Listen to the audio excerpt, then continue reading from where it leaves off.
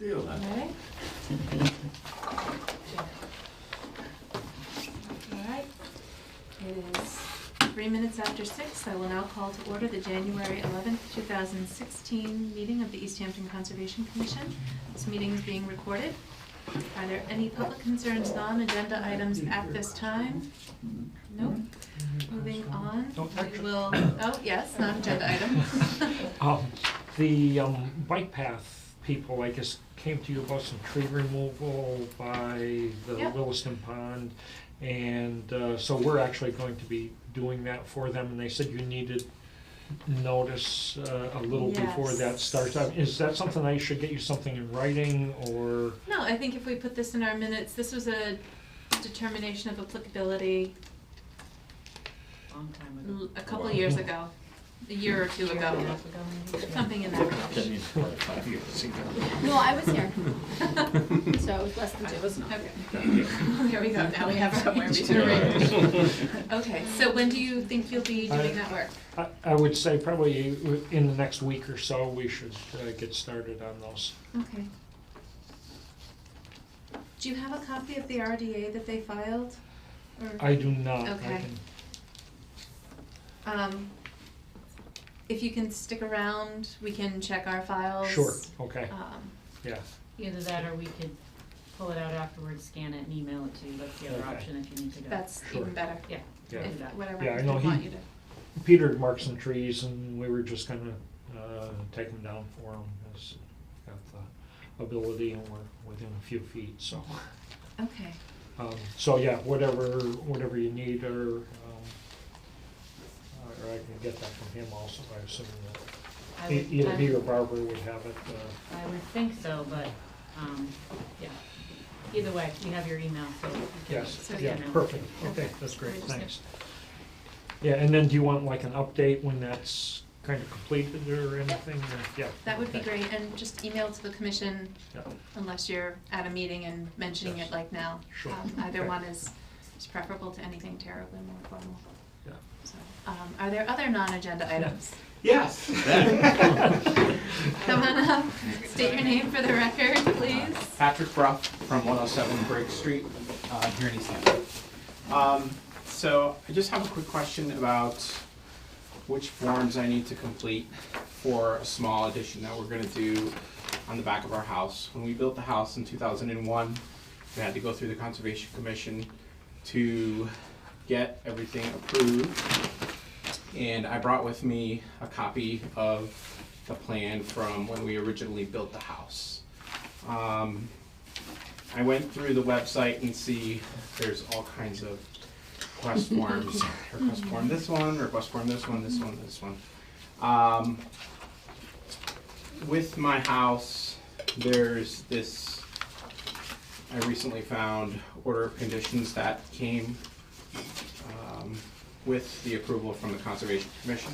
It's the whole boilerplate thing that you guys normally attach to it. I'll show you really quick, as quick as I can. Here's a picture of the house as it currently sits. So this would be pretty close to what you're looking at, the way the house is. So there's a deck, we have a gazebo, patio, and a pool.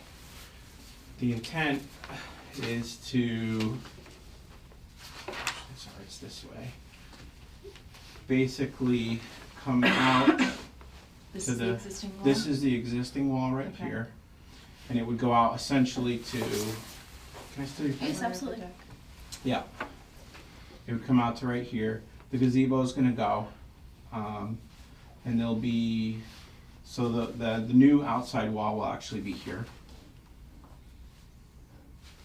And then a small screened-in porch will replace, actually it's, I shouldn't say small, it's 10 by 12. It's the same size as the gazebo, so essentially turning it that way. And then there'll be a small deck coming out the side here. So that's what you're looking at now. This is the, yeah, so Here's your front area. actually, I think we have this the wrong way. Oh, no, we don't. Where's the garage? Is this the garage? Yeah, that's It the got garage. flipped. I It have did get flipped, okay. No, Oh, actually, it was no. just, I just had the plans the wrong way. Okay. So if we hold it this way, Okay. now we're looking at it side by side. So So it's there's the coming out. garage, there's Okay. this, yeah, And this is coming out here. correct. It's coming out Gotcha. here. Okay. This is Riverfront. So you're in Riverfront area, but you're in the outermost and you're in existing lawn. So, the addition itself,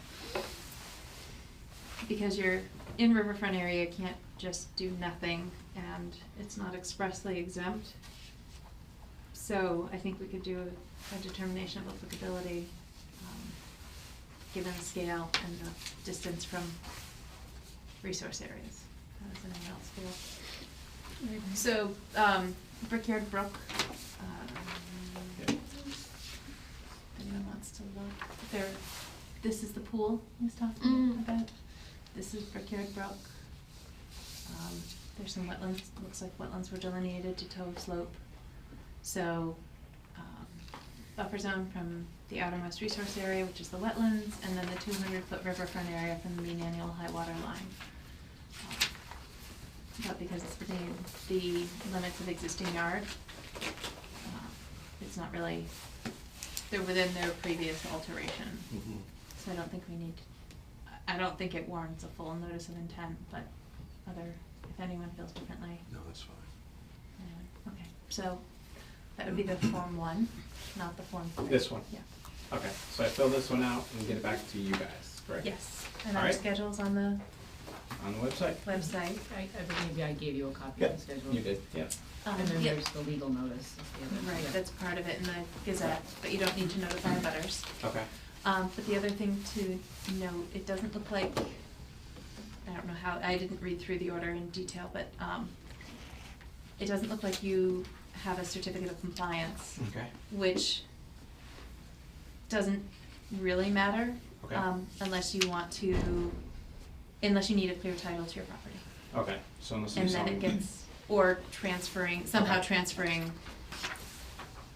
so Right, that is a process that doesn't require a legal notice, doesn't require a fee. okay, You can file it at your leisure, okay. provided the limits of development were within previously approved limits. Okay, And it would, if that's the case, it would be a relatively easy business, Okay. and it would tidy that up. great, Sure. awesome. All right? Thank you very much. Thank you for your time. Thank you for your Thanks for time. coming. Nice to meet Nice you. meeting you. You too. Okay.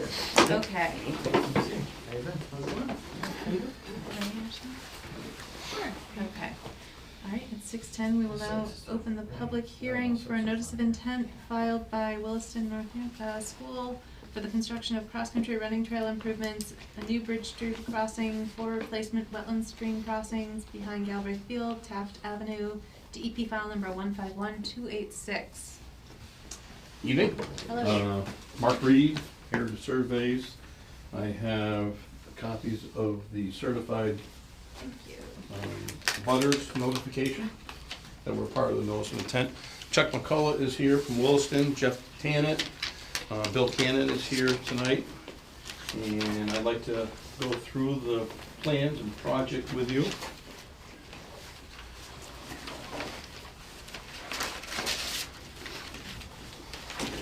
So we had previously met to discuss this project in kind of detail, and this is kind of a colored overall rendering of the project in itself, being Taft Avenue at the top of the page. I only asked, is there anyone, I can't see through the board, is there Oh, anyone sorry. in the audience who would want to see the There's also plan? the camera, And the so- camera? We can figure out a way to, Oh, to do it this way? You can't How about this possibly way? see that Okay. detail. all right, never mind. On the camera? It's a good point, but you can't possibly see that Okay. detail if you look at the monitor. Yeah, right. But, I could probably do it on this, have- and just stand sideways. How's Just that? a little bit. all right, thanks, Mark. Yep. Maybe I can do that. Ivan? I can work as an easel. Here we go. Yep, there you go. That'll work. Thank you. Yep. Need longer arms. Bill printed this plan in Yeah. a large scale. I think you need your eyes. That's the original size. It's an architect's, it's very helpful Yeah, to right. see it Isn't it? Yeah. Yikes.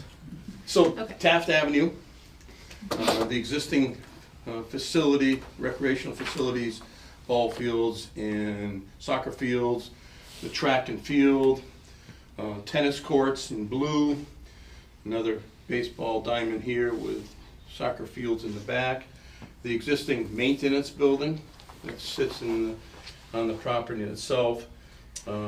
Thank you for the members that were out there, and hopefully other members that didn't make the site visit could have walked it, get familiar with the project. Currently, there is an existing running trail that is being proposed to be upgraded because it is in dire need of coming up to today's standards for a lot of different reasons, mainly safety issues. As you come down the steep slope, there was an old bridge crossing, which is part of the White Brook watershed. There's a perennial stream that runs through the property that has a riverfront associated with it. And, excuse me, and wetlands that are located on both sides of White Brook. It goes up the hill to a chute, we're calling it. It's kind of a excavated area previously, years and years ago, going up the hill, and then through a series of paths and trails that are in this upland area that is scattered with a lot of wetlands that have been delineated by Charles Douchy in the past. So, excuse me, we have two different resource areas that we're dealing with. We're not in a floodplain, so that's a good thing. We have riverfront associated with White Brook, and then we have a 100-foot buffer zone associated with the wetlands at the crossing, which is the major crossing of the project. And then 4 other footbridges that are located on the site itself. There's one that you all saw here, one here, and there's 2 over in this area here. And those are being proposed to be upgraded, which is shown on the more detailed set of plans I have down here. So that's kind of the general area. We do have wetland fill associated with this crossing. Williston was lucky enough to purchase a temporary bridge from another construction site so that we were able to put a span across the brook and have foundations on either side. So we're not proposing to alter the banks of the brook. We'll span over that with a bridge above and that you saw, which was temporarily sitting over here in the north side. So when I switch the other plans, it kind of shows a little bit more detail than just the colored rendering plan for it.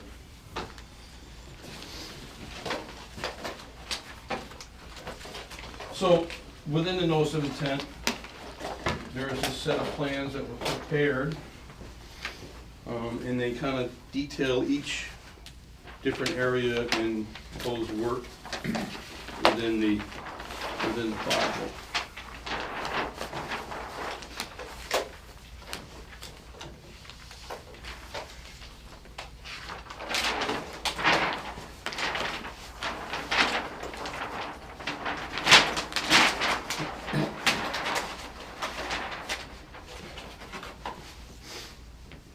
So if I kind of quickly go through the sheets, for instance, this sheet deals with some work being proposed in the 100-foot buffer zone to get down towards the crossing area for the project. This is the kind of showing the existing conditions that are out there also. All the wetland flags and numbers at the brook crossing themselves. We've picked the kind of the narrowest point, which is already an altered crossing, which you all saw, old old logs and concrete and an old engine block. I don't know how that ever got down there in the brook, and barrels that will be removed and to do part of restoration for the project in itself. And also there are old metal corrugated pipes that were part of the original crossing that was in there that are going to get removed so that we can restore White Brook as a complete stream channel and without any encumbrances and debris and within that area or in that within the brook itself. So the next series of plans kind of brings you around.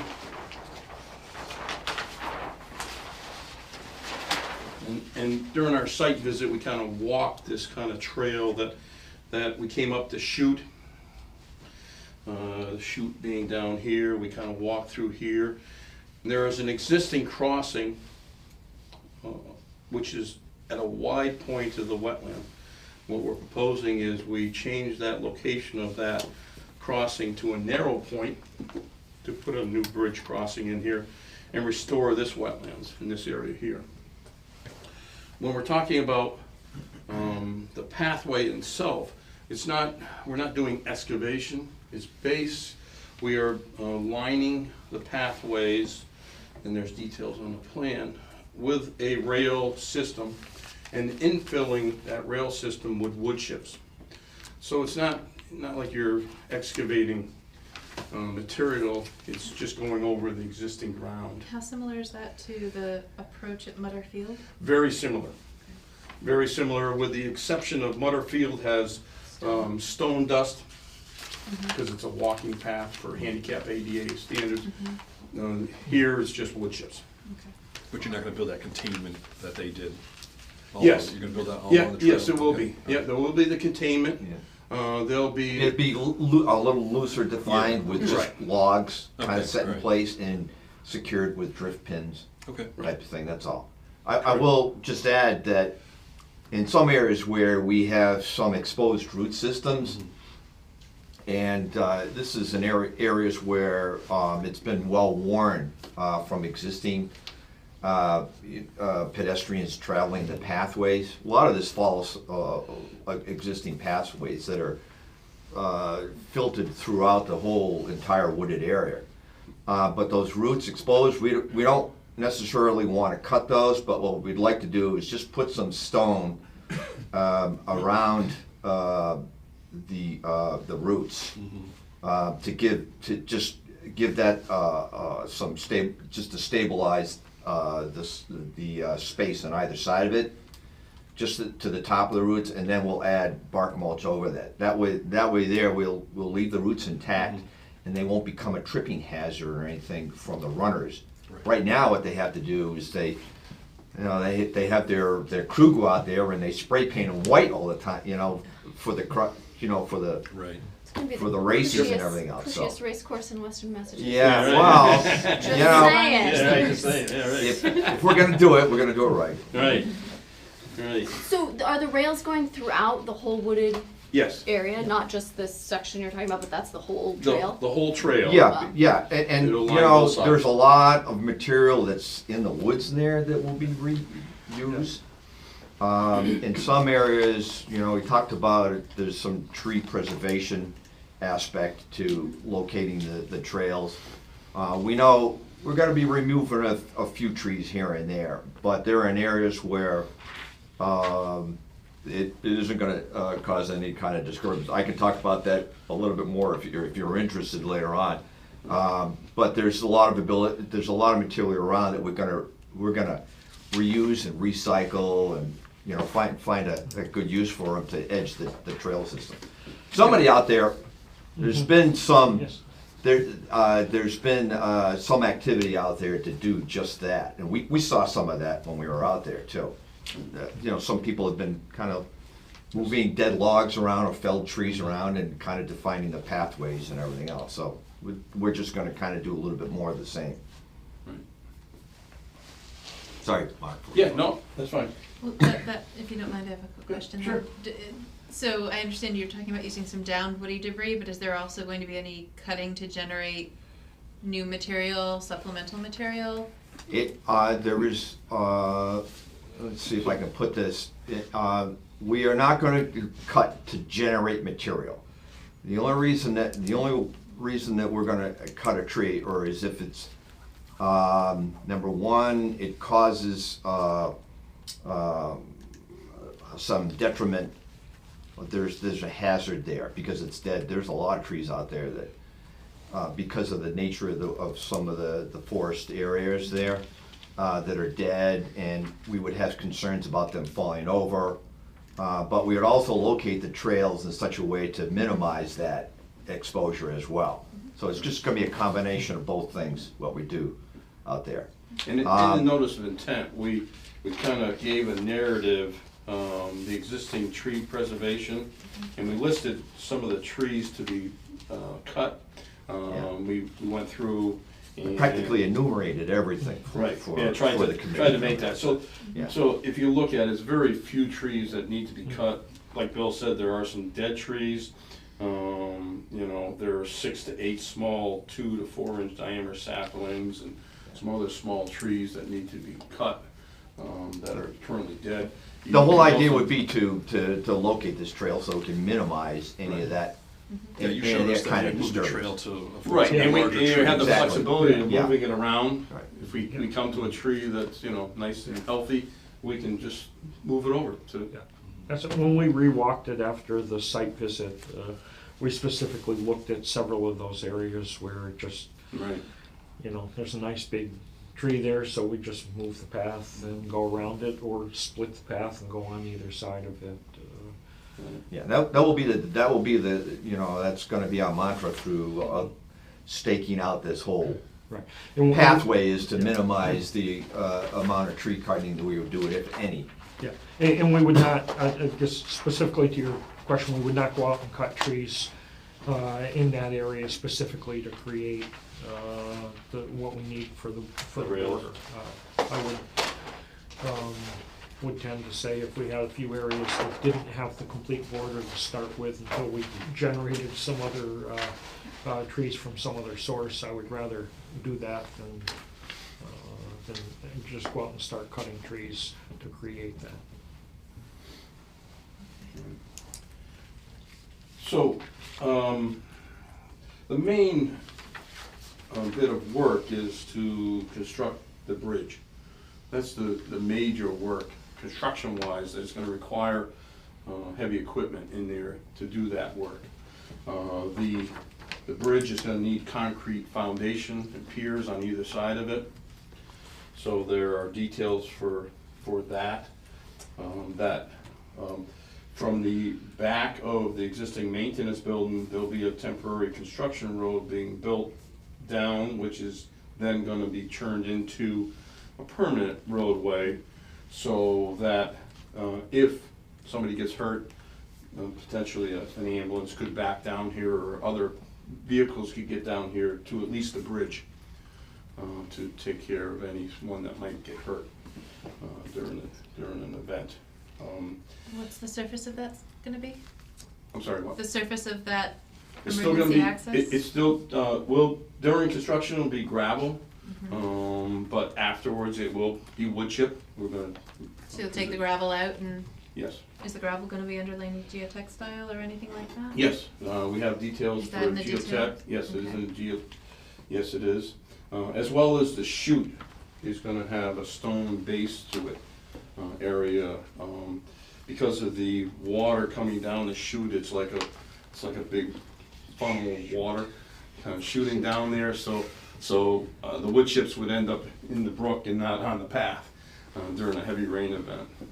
So there's details on the plan to have the stone underlayment, and then geotech fabric on top of that, and then the wood chip on top of that, so that storm water and water can percolate through and move through the stone, going down the chute area to this lower section in here, but keeping the wood chips in the pathway itself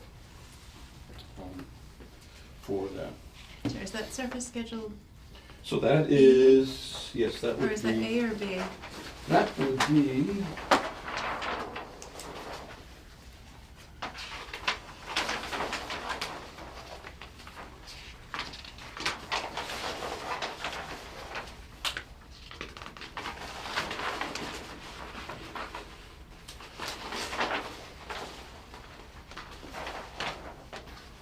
Okay, so,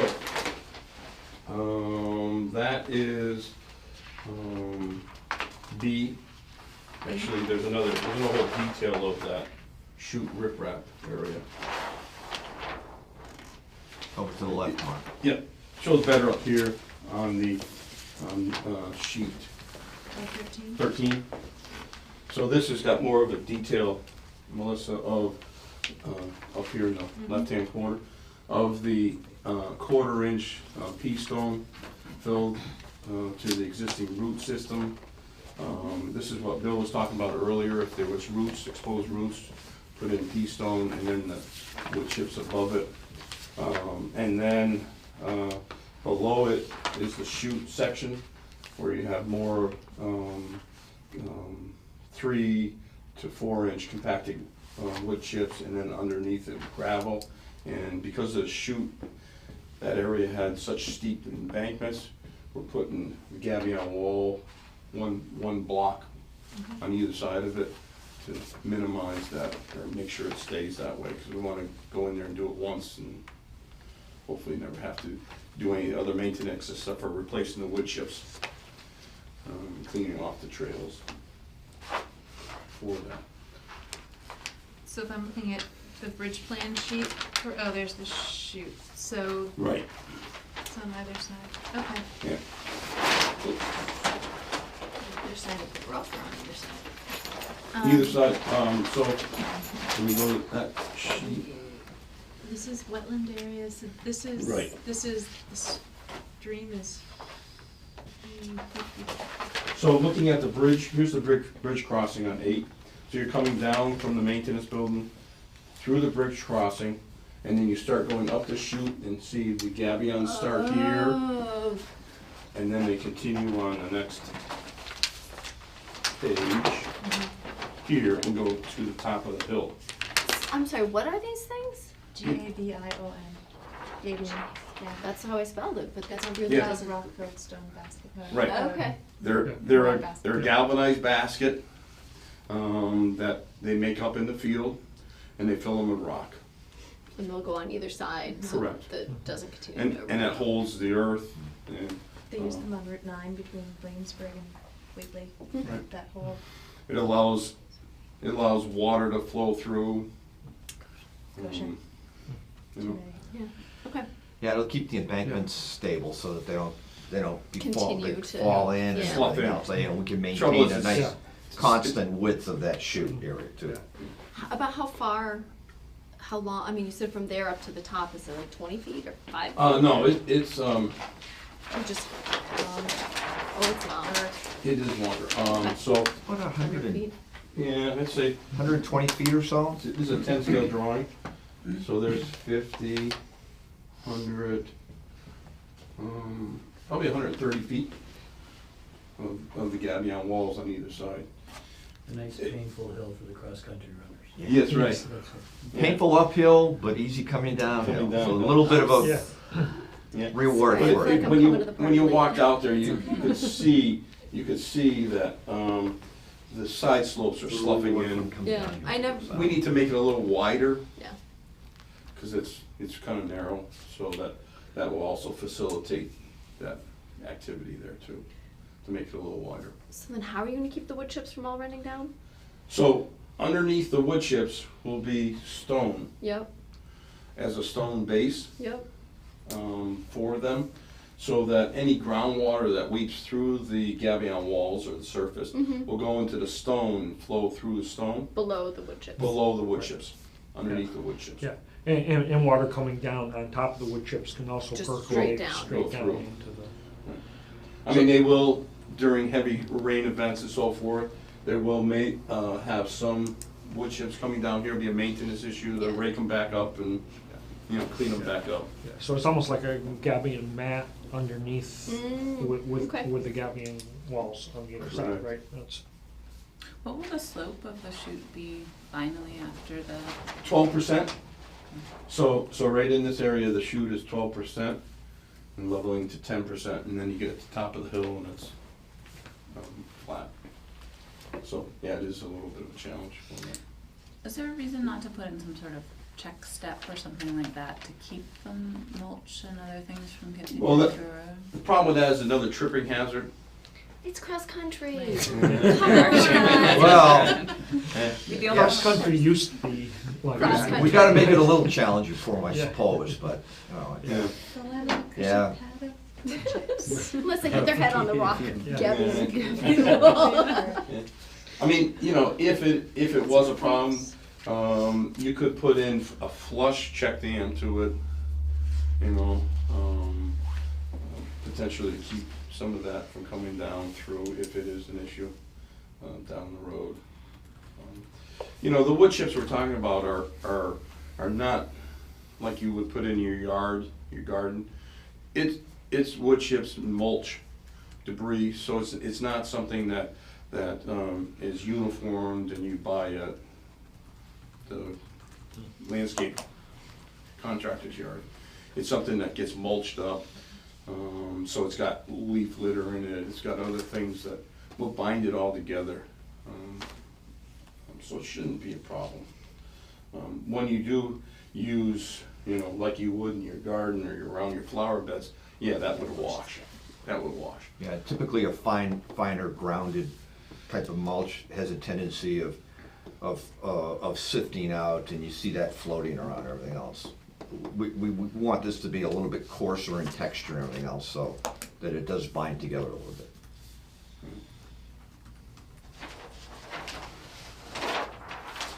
So, the other thing I wanted to mention is that so this is the major construction work area. The other 4 areas are all the, Mark, I'm sorry, I have a question about that Sure. still. How is the equipment gonna get across the so, river, So- across the brook? yep. Good so we- question. I was gonna move on, so I thought I'd Yeah. bring it up. All Yes. those stone baskets. We have a temporary, what will happen is there'll be a temporary bridge to be installed to get across. Okay. From this side, the excavator and the machinery can come down on this side without a problem in their area. There is a detail, and I forget what page it's on, Bill, I but think it might be on the last last page, Mark. we did a detail. So Can we go second to last, maybe? second and last one? Yeah. Second to last? 13, I think. 13? Try that. Right. So what we ended up doing is realizing that, they're gonna need to put up a temporary bridge to build the concrete foundations. So these are plankings. This is wood planking that will be put in across there, so that a temporary bridge will be put in, wood planking, and they'll be allowed to get, an excavator over to the other side. Yeah, they're timber mats, they're like 8x8 square timber mats, and they're attached together with chains or cables. And Pretty standard. they're approximately 4 feet by 8 foot wide mats, and the crane has to kind of like set them in place. But we'll build them over the brook Okay. for temporary access to the other side to build a chute and then kind of back out as we're kind of constructing things. So are they sort of suspended then over the? Yes. Yeah. Yeah. You're Right. saying there'll be steel beams Yep. So laid yeah, down, right. and then they'll be put on top, like Top of the- decking? correct. Yeah, I'll put some wood, probably some swamp mats on the bottom and on the grade, and then put the steel on So- top of that. Are you talking about in the stream? No, Okay. on the banks. On the- Oh, okay. Nothing will be in the Yep. stream. Yep, Okay, so we'll have a crane set up the mats on both sides of the stream, and then we'll put the steel I-beams across the brook, and then we'll use them to support the swamp mats Okay. for the vehicles, construction vehicles.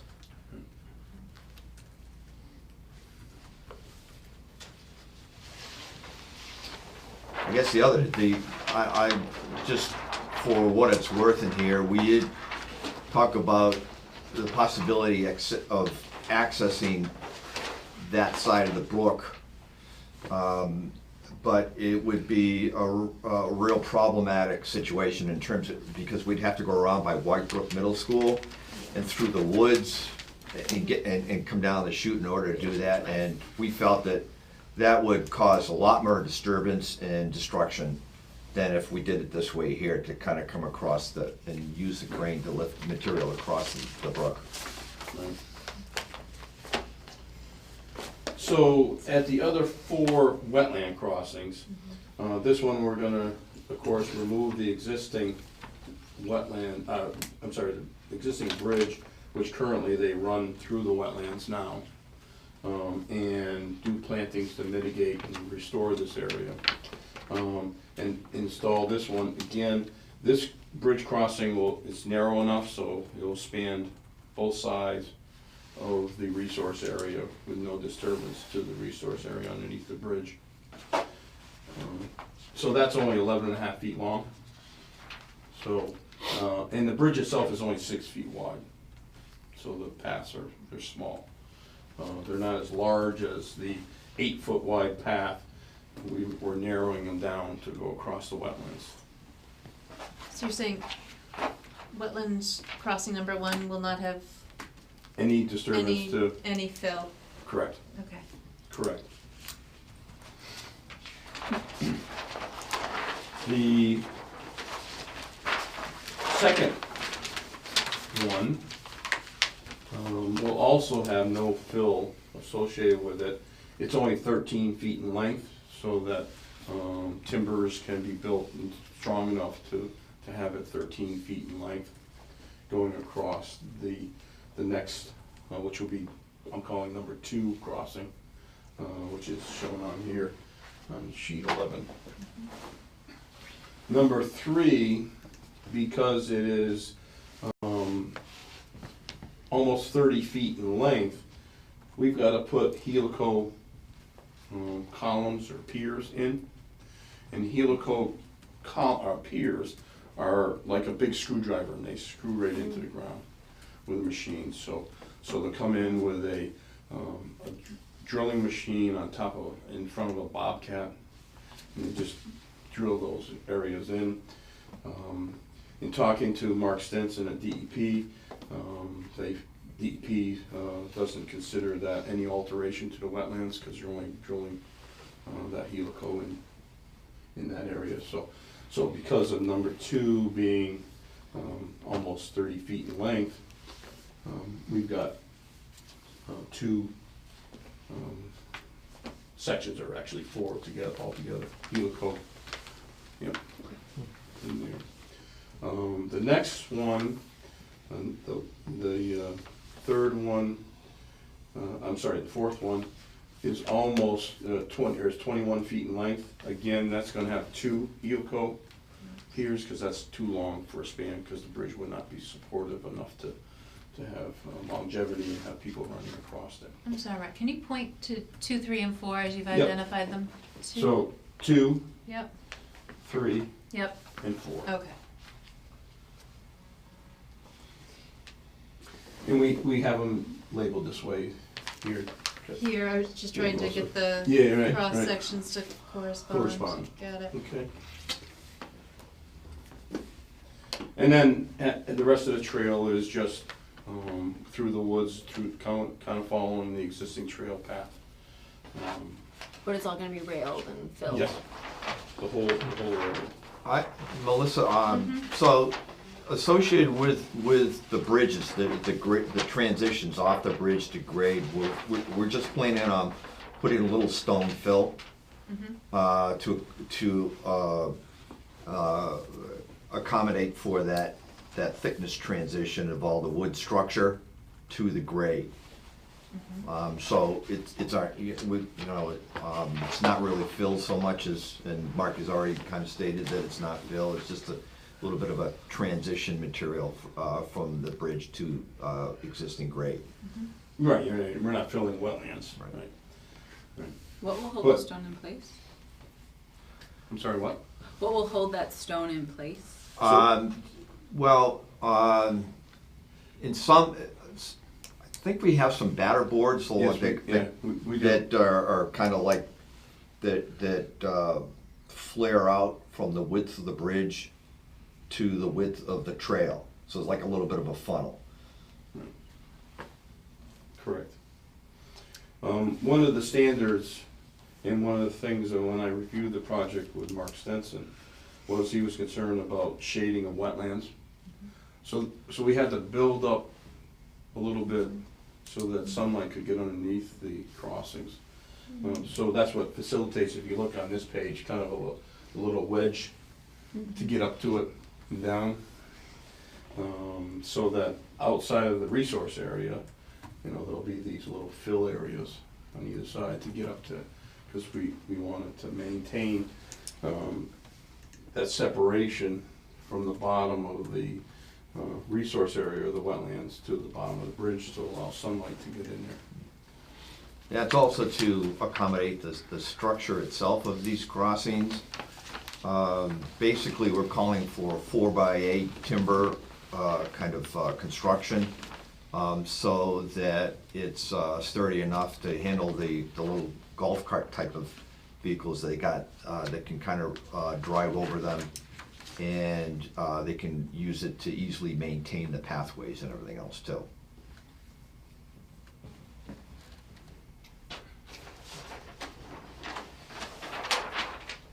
And all that construction of those can be done with small vehicles. I mean, the only place that there would be major, excavators and everything is for that first main bridge crossing. Once Right, and we the get chute. beyond And that, the chute, yeah. it's all a Bobcat, Right. or the RTV four-wheel drives, that kind of equipment. So initially, when we had our site visit, we were talking about doing the wetland replication area adjacent to the bridge crossing on the north end of it, and which was a great idea, to look at another alternative, because this is all forested. So not only was this replication area in the riverfront area, but it was already in a nice forested area. So luckily, Williston has purchased another piece of property that we came before the commission to make a determination on the wetland boundaries on Park Street, which is a lively piece. So we were able to look at that and say that makes all the sense in the world, not only environmentally, but cost-wise to the school, because this would have been very costly to clear the land and do the replication area and get this all stabilized and so forth. So within this area, it is on sheet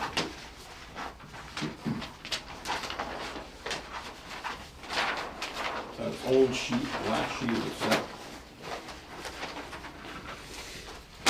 And so the replication is needed for fill approaching the big bridge? Correct, on either side of the bridge. Yep, okay. Correct, we have to fill wetlands in order to do the bridge. Yep. So on the last sheet, we have a plan, L14, to do wetland replication on the Park Street site. This is an area that is out in the field, so there's absolutely no trees to be cut. This is the tree line on the north side of the property, and within a notice of intent, I gave a copy of the whole plan that was approved for the boundaries for that. So this is an area that makes all the sense in the world to have two different replication areas on either side. It's not going to affect what the school is going to want to do for the solar project. Does the that's school coming have down the road. ownership of that property now, rights to propose this on that property? Any moment now, we're just Right. waiting for signatures from the owners. Alright. So, Right. By the time the order of conditions is written, it will. Excuse me? I said by the time the order of conditions are written, I mean, are you really talking any day now, or? I was waiting Hope. for an email from my attorney tonight. I was hoping it would come in before I came in here, but I haven't talked to him. so, this is an area that, we propose to have the, replication done. The replication areas are, 1,440 square feet on the east side of this wetland finger that comes up, the D series, and then another 477 square feet on the west side of this wetland area here. Thanks All in for- the same watershed, so this does drain down into White Brook. The site itself is just north up here. You can show them, Mark, can you show them on that colored drawing a little Oh, bit? yeah. Since this is so big, Bill? Yeah. What's the whole idea, Mark? Yeah, actually, it doesn't go that No, it far. doesn't go that far, Bill. No, but it, You need more paper. well, Yeah. yeah, it's right, Right there. yeah, I was gonna suggest it's right down in here, but it's within this whole Yeah, can't you watershed see? area coming down here. That's why I had to point it out. Yeah. Yeah. Alright. So, So, with that, are there any words that want to be spoken? I just have a couple questions still. I Okay. was just listening.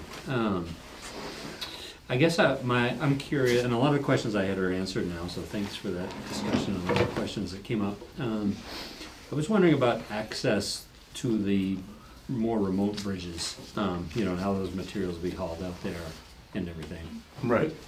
Those would be done with the small, four-wheel drive, I don't know what the technical name. Gators or Yeah, it's You know, similar to ATVs. a gator. ATVs, Yeah, right, they're not, We have Kubota RTV 1100s are the vehicles. They're small. I mean, they're like a tiny dump truck is basically what they are. Mhm. But they're small. 6 feet wide. Actually, not even that. But Gotcha.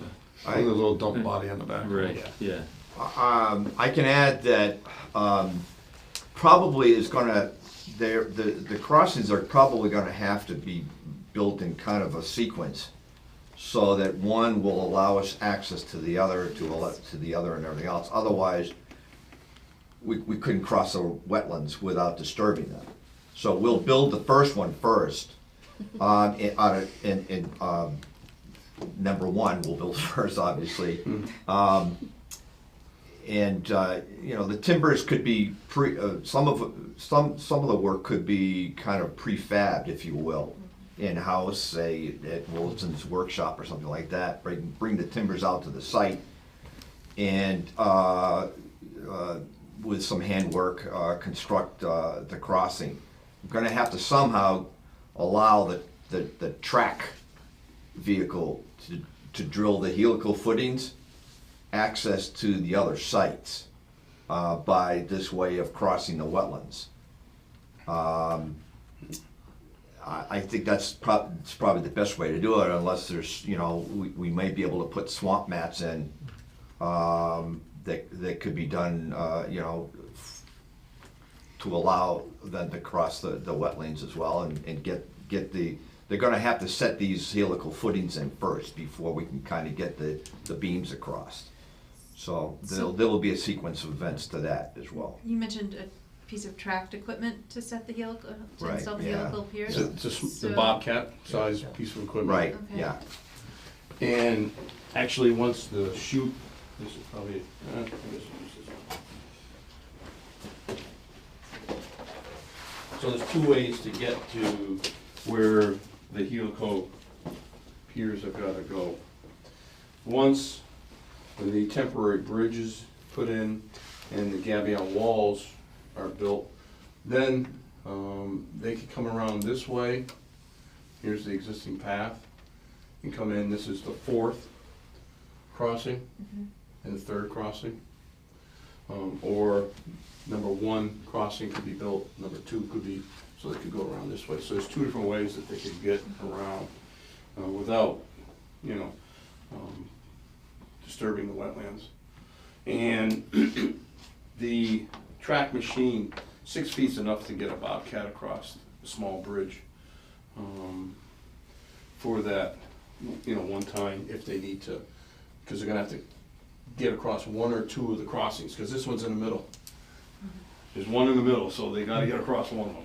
So they're gonna have to be some temporary, wider planking put in for one or the other, because this, unfortunately, the 3rd one's right in the middle.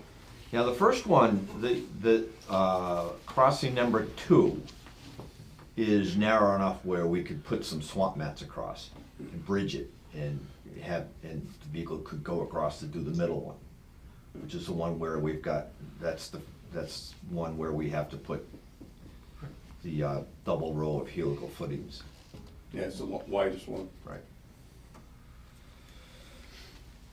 So we have a couple options. It's not definitive, but. But so in the wider crossings, to get the piles in the middle, you're gonna have to be in the wetlands, it sounds like, is that right? Correct. Either with a timber mat or something like that. Yeah, Correct. right, Yeah. yeah, but we Correct. would use the timber mats as our, Yeah, because if you look at the, as our way of accessing those areas. Mhm.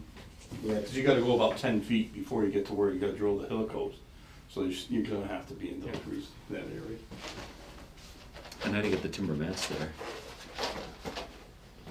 Yeah, and these will not be able to be like the Big ones. crossing. This will be, They're smaller. yeah. Yeah. smaller. Yeah, no, the crane will not be able to bring them in, so we'll, Yeah. some of that stuff will have to much be reach, brought in with the Kubotas or something like that. Are these soft, squishy wetlands, or are they firmer wetlands? I'm just wondering. Well, I wasn't able to go on the site with it, so. Yeah. yeah, actually, Depends on the time. This We one- walked through them and everything else. Yeah, They didn't, yeah. they didn't Yeah. seem to be real boggy-like or anything. Yeah. They were pretty cobbly. Yeah. yeah, this one has got a small little channel, because this is the larger one that comes from 34. a larger wetland area, which You're is not number sinking 3. to your knees in muck. Okay. No, it's I mean, not. there are people out there with 4-wheelers and stuff that we have no control over, and it's not horribly torn up. I mean, one of what we'll be doing is giving them kind of a way to cross besides bobbing through the wetlands and everything, but those, and I'm not exactly sure what the technical definition of the squishy wetlands is. That wasn't technical. But it's not real swampy or anything, or those areas would be Yeah. torn up from the vehicles that are out there going through. And you could pick a dry time of year to do some of Correct. this Oh, yeah. too, so. Right. Right. Correct. Yeah, so this is number 1. So this is a large wetland that's on the property. It flows to the north through the number 3 crossing. So this is really the major one. These are 2 little fingers that come up in here. So again, yeah, right, you do it at a dry time of the year. Yeah, right, the ATVs now are making more of a mess than what would be during construction. And there are actually even not only ATVs, but there are some crude manifestations of some bridge crossings there now. Mhm. Somebody has put some 2x4s in with little slats on them and everything else. How they got there, I don't know. Mountain bikers Jeff, I don't- use this area as well. I'm sorry, what? Mountain bikers use this area as well. Yes. Yeah. Yeah. Everybody, Big mountain yeah. bike area. There's a lot of traffic. I've been out there. There's a lot of traffic that comes through, especially, you got all the Whitebrook Middle School kids walking all throughout that whole forest area, and they cross the brook and they go over to Nonotuck Park and out that way there. Yeah. Yeah, frequently they take the benches from Whitebrook's football field and set them into the stream to go across and everything. Oh. So we transport them back and then they show up. You know where a the few days you know where the later football and field is? So there are a lot of trails that start from that football field and go through the woods there and everything else.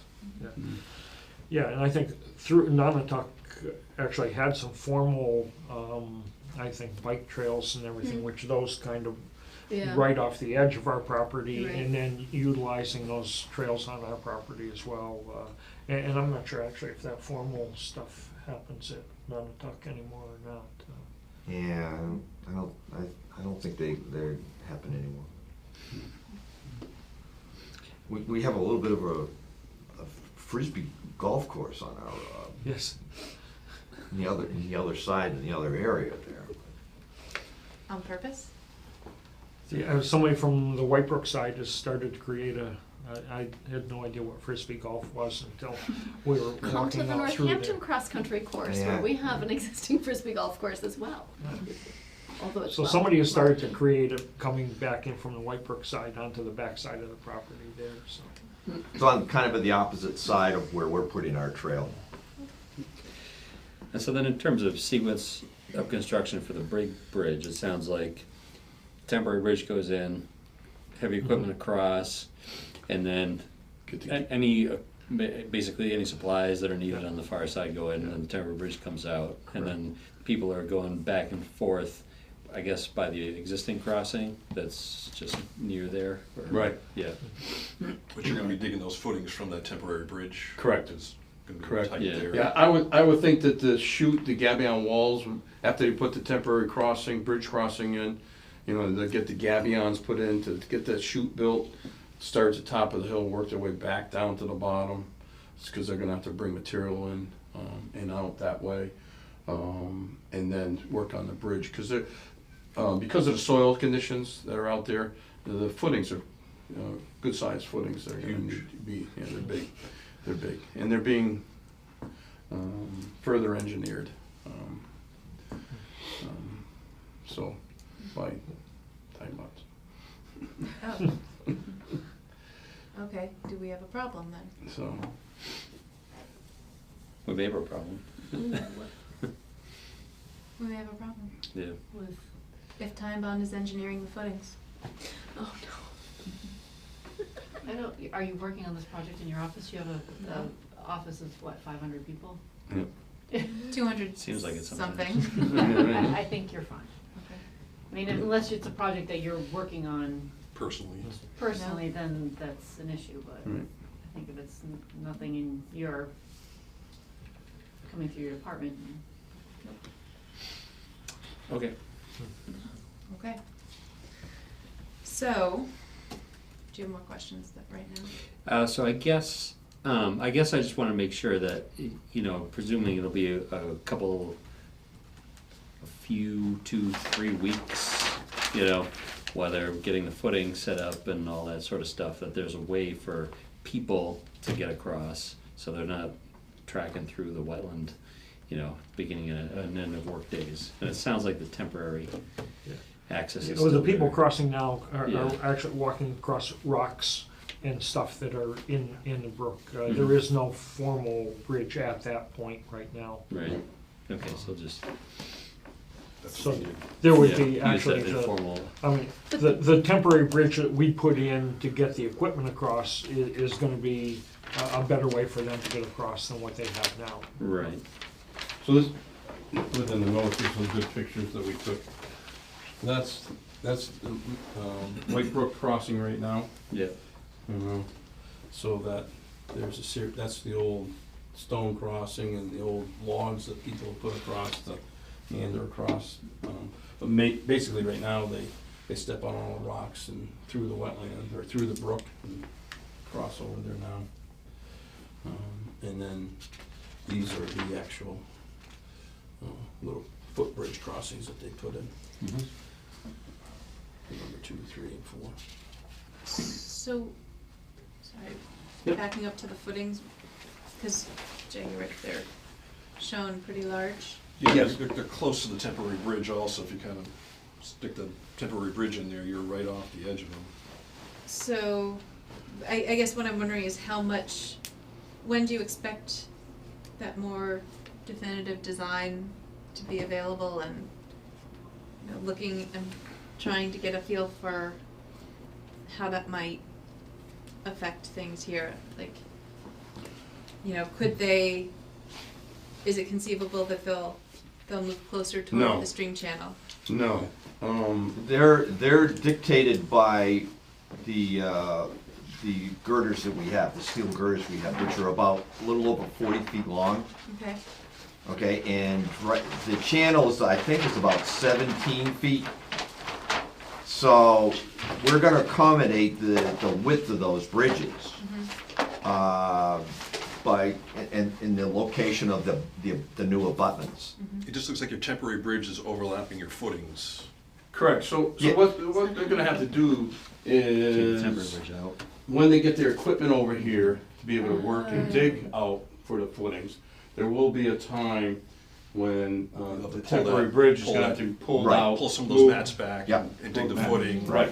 Right. And then put the bridge back in at the end of the work days and so forth, so The it's mats- gonna have to be some coordination The on. mats will have to be taken out entirely when the abutments are in, okay? And it's all graded around the abutments, and we put the riprap around the front side of it to protect the abutments from erosion. The timber mats are gonna have to be taken out so that the crane can bring these steel members down and set them in place. And so once they're set in place, then we can kind of go to town and anchoring them, bolting them to the bridge abutments. And then we'll be putting on the deck. And there are some railings that we need to weld to the side of the steel girders and everything else. So there's two, we own two pieces of this, they're like box beams. Which originally in the old construction project spanned an 80-foot Okay. kind of river, was it a river? Where they were spanning. So we've got two 40-foot pieces, and we'll put them side by side to make a wide enough bridge for the runners and for access if we need to get across. And then both of them will be spanned with, we both think with wood timbers. planks or whatever, and everything else. I mean, there's gonna have to be a time when the public is not gonna be allowed to cross right there. It's just gonna have to be for that time frame because, the construction equipment is there and pouring concrete It's and. on the bike path, we should be. Put some cones up. Yeah, I. Put some cones up. They'll get thrown in the woods. Well, Stolen, they could be thrown in the I can also add to it that in the conversations I had with the structural engineers, my concern was with what we've shown on the plans, is that sufficient in terms of the scope of disturbance and everything else? And they assured me through some general calculations we did out in the field that it was sufficient. But pending a detailed design on it, we're kind of not exactly sure how that's gonna go. There may also, I had a follow-up conversation with the contractor who's gonna be constructing this, and it may be possible that we precast concrete these off-site, whatever footings we need, and bring them back in and set them into the hole and everything else, which would be certainly a cleaner, more expedient way of kind of setting the abutments for these sections. The structural engineers will have to work this out, but that's a possibility as well. And if there's any changes to the size and footprint of what's shown on these plans, because right now the footings are going spread back, we'll come back and let you know, what any changes are, if they're substantial. For that, they know that, they can't go into any closer in Okay. towards the brook. Yeah. They can spread the footings back if they want to. Which is what we've shown on the plan. But, Again, what we've shown is kind of like a A maximum. max. Kind of situation that we would have to encompass. Right, right. The other thing that they would need to know is what the actual soils are out there. So they want to go in and do a couple of test holes out there. And I told Jeff and everyone that we wanted to come before the commission first before any work is being done. to dig test holes on, which would be with a small excavator. Yeah, yeah, and I thought, rather than trying to get a boring rig or something in there, a little mini excavator, rubber track machine, to me would be far less disturbance to just, we can walk down the hill and do a little test hole there, that would let their geotech people see the soils, and then they can do their final calculations based on that. I can hear my boss's head exploding already. Just kidding. Sorry. What's- Things. My boss is a geotech group leader at Time Bond, so, and his head's always exploding about something. It's usually permanent. Usually permitting. Yeah, Okay, so and we're then, done our activities. and you know, two, they like to 2D1. see this stuff. I said, just can't we assume the worst and just go from there? Oh, we gotta see the soil. That's it. Yep. So, activities that are, even in riverfront area, activities that are temporary in nature have negligible impacts and are necessary for planning and design purposes, are minor activities, are exempt. Right. But we just wanted to. Thank you. Yeah. I appreciate that, so. Yeah, let you know that. So that one, can proceed Okay. concurrently with this process. So, I had a question about the project, and I'm curious what other people who saw it were thinking, but there's this section of the loop right before it returns to the chute in here. Mhm. It's at the top of a really steep slope, Right. and I was just wondering if that is. Right. Actually, we're moving that further away from that steep slope. If you go out to the site, if I can just ad lib here for a second, Mark. Yep. If you go out to the site, there's a trail out there right now, okay? Right on And the it's edge. right, literally right on the edge, Yeah. Yes. okay, of that embankment. And it's actually on the wetland side of the more mature trees. What we want to do is put our path on the upland side, on the other side of the mature trees. That way there we get enough buffer and everything else away from that embankment. And we also think it would help encourage the people to use that rather than to use that pathway that's right at the bank. But it also gives us a lot of flexibility in terms of locating the pathway in an area where we won't be doing we will be absolutely minimizing disturbance of trees or anything else like that. There's a lot of flexibility on the other side. It Not- shows up here. Yeah. So, you know, our intent is to stay away from that embankment wholeheartedly. Yeah, yeah. So on the cover sheet, it's hard, that's the colored one. Within the plans that were submitted with the notice of intent, here's the existing path, Yes. like you say, right on that steep embankment, Yeah. right through here. Well, we're moving it up on the flat area that Bill was just talking about, Yeah. pushing it over. Yeah, grade wise too, it's flatter like Mark says, so that, you know, it's easier to traverse for the runners. And will you try to close the old trail or just hope? Yes. Yeah. So what the old trail, the intent would be to let it go back to being forested and get people to use the new trail. Great. So where the new trail and the old trail diverge, are there, I mean, I understand you're gonna let it revert naturally as much as it's allowed to. Is there any consideration of somehow putting a couple of logs there to deter people from We could do that. going down that? Sure, we could do that. I'm just trying to see where the divergence occurs if it's on, sorry. I mean, I could see where, Here, because there's no real crossing. well, this is at the top of the chute. Right, but so right here is where, You're talking about right here, though? Yeah, but I'm talking about up oh, at higher, the far end. at the far end of it, which I need sheet 4 Right. to see. So, Right, so it comes, so you're kind of abandoning this correct. and here, so here. Yeah, by putting some larger logs through there, yes, that would work Just- fine. We could certainly put some traffic barriers up. Yeah. Natural. Mountain bike, Yeah. Traffic. resistant. Isn't that more of a challenge though? than Well, all yeah, of them? well, Only for some people. Well, that was a question I had too, like, are there mountain bikers or ATVers that are, I mean, it doesn't sound like it's hugely heavily used, it didn't look heavily used, that are gonna like prefer the wetlands now that there's gonna be stream crossings, or like tear things up because they don't want nicely groomed trails? I don't yeah, know if we know that's that. what I worry about as well. Is people being like going sideways over the nice railed wood chip beds and that sort of thing. I mean, what do you, I don't know what you're gonna do about that. Yeah. Maybe Spikes. one of Spikes.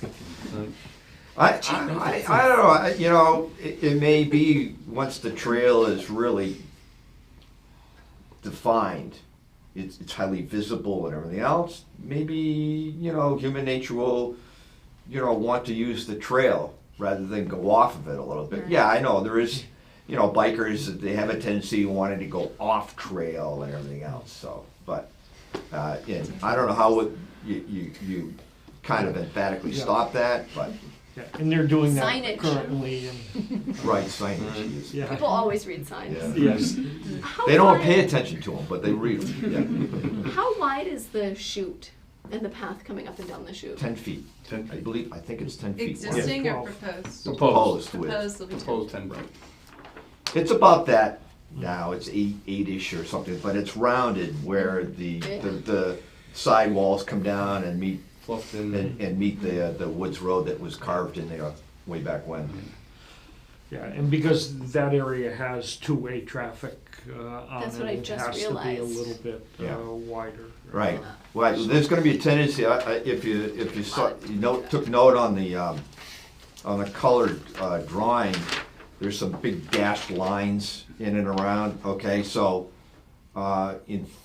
in order to make the length of the course and everything else, they actually have to do that loop twice. And so there may potentially be some, you know, People pursuing coming one out loop when- while others are pursuing another loop and coming back down, or Yeah. some laggards or whatever. People like you will be So- coming down your first loop, but people like me are going down. Or other way around, you'll be coming down to your last loop. right? Because there's no other place to No, go. you're saying Stopping at the first aid station. Because literally there's no other place to go. Right, The little right. extra room in there would try to accommodate some of that traffic. Just another challenge Right. for the builders. They gotta put up some speed bumps and some speed signs too, because people going downhill are definitely gonna be going faster than the people going uphill. So, So what's your time frame to get soil samples and new design? do you have that in minutes? I, So those are- you know, I think we wanna get the soil samples Yes. as soon as possible and everything else, because, Especially with this weather. So as soon as You you possible. know, we've gotta get the design verified, and then, that has to be costed out and everything else, and there'll be some time frame on that to figure out how it's all gonna be funded and everything else. So how are they gonna get to the opposite side of, which way is north? Help me. Is north really straight up, more or less? Yes, more or How less, are they yes. gonna get to the east side of White Brook to do the test pits for those footings? And I apologize if we I already said this. think I've convinced them to only do it on one side. Right. Okay, And not cross. It's all the same, it's all the same. Yeah, if we had to, there we would have to come in from White Brook, Okay. White Brook Middle School, Mhm. and right, come in not, the not other. down the street. Yeah. Down the street. Follow the Gotcha. stream down. Yeah, it's a small barge. Or they could Need put up some, exemption for buffer zone. they could put up some temporary timbers maybe to get across or whatever. Yeah, no, I think there was enough feeling that the soils would be consistent Okay. enough that if they could get to one, I couldn't get them to just say, assume the worst. They need to see them, and realistically, they have to know how much water there is there and everything, so. I think there's gonna be some interest in moving this project along, because, you know, maybe there's a thought about it could be used next year. I don't know, Chuck, but, so, you know, the sooner they can get the bridge and the chute construction, then maybe during summertime, the other minor wetland crossings could be constructed or whatever, so. Does anyone have any questions before I move on to the DEP comments? Did you wanna ask about the replication, or do you wanna do that? Or if you- did you do that Well, it's already? part of the DEP comments, so, Mhm. so there's a DEP file number and 2 comments issued on December 31st. On December 31st? 2015. Is that what you said? Yeah. December 31st? Yeah, we're not the only ones that have had a good time on yours. I think DEP was up against their 21 days. So. Oh, really? Oh, yeah. Yeah, I mean, you guys asked for January 11th, but you submitted Right. December before. 10th. Yeah. So, yeah, they were, They were on there. they Oh, were boy. your limit. Okay. Okay. Do their comments indicate they were partying at that point, or? No comment. No. Not DEP. So, the first comment, for any work proposed in BBW, an alternatives analysis should be submitted to the Conservation Commission for 310 CMR 1055 4B7, shall consider the magnitude of the alteration. I know we've talked about Mm-hmm. the benefit, at least as I see it conceptually, of of not disturbing all that riverfront area, forested riverfront area. Could you commit that to short narrative? Certainly. Okay, that would be great. Yeah, just to add to that, I don't want to belabor it a little bit, but I went through a pretty detailed exercise in looking at what would be an area to accommodate this wetland replication area if we were to do it on our site.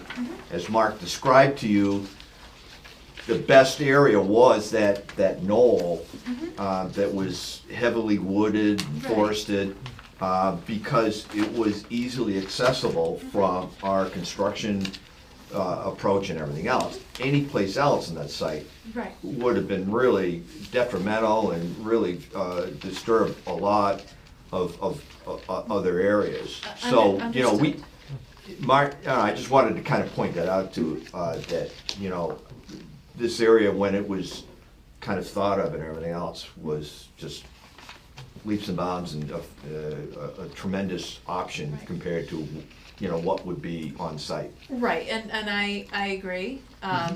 In fact, that was what Mark was talking about. I was encouraging to look at other, to take a more atypical approach to it and look at off-site options, just because of the constraints and the area of forested riverfront that would have to be disturbed was several times the size of the wetland, the BVW replacement area.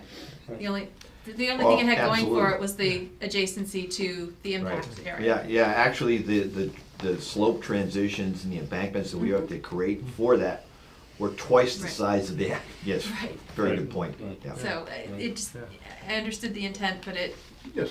Yeah, we I could, think we we could will- put it in writing. that would be great. Based on Mark's comments here, yep. and then the other is, and I understand you said Chuck Dotchie delineated this? Yes. Do you know roughly when he delineated this? Yes, the delineation was done. Is there a note in here? I Yes, there's a apologize note if on there the is. plan. I took I have 11 by 17, so. Yeah, actually, it's on the existing conditions plan, which,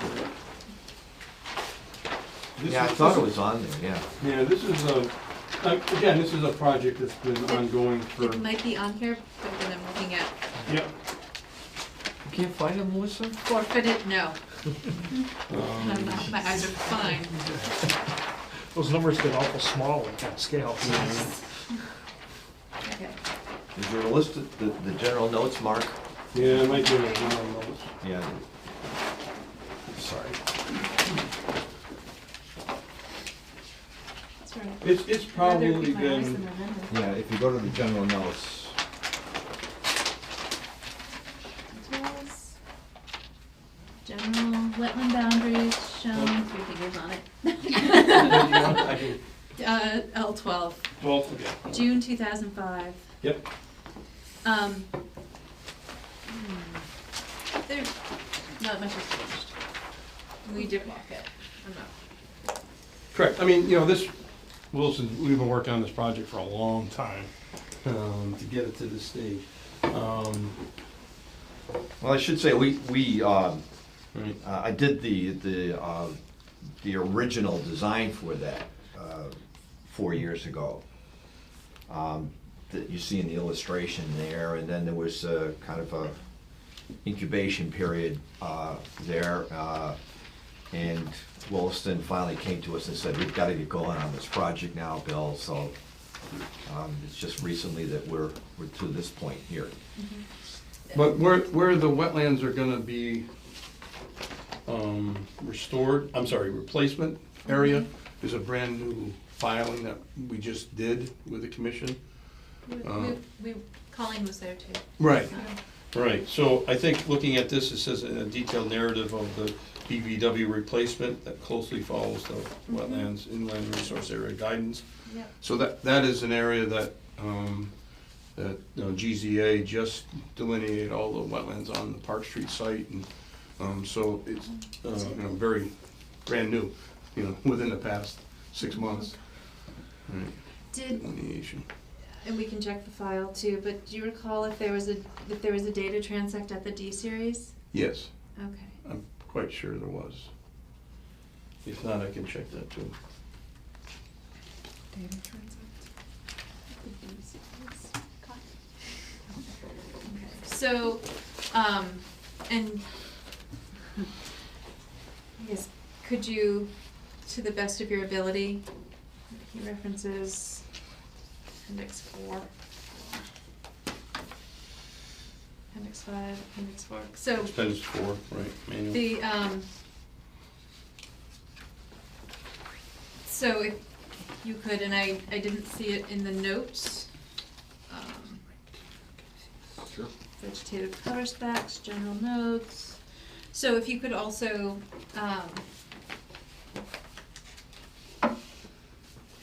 regurgitate Sure. the D data. If you have any data from Chuck Dachi, that would be great, and as well as monitoring, monitoring data form, as well as a schedule. Yes, we can do that. That would be tremendously helpful. Form. Forms. Right. So basically, you have to monitor for at least two Two growing growing seasons. You're seasons. supposed to get it going within 2 growing seasons. And include invasive species management. And then I'm looking at I'm on sheet L14. At the top, there's a cross-section. I'm just wondering, so what is your,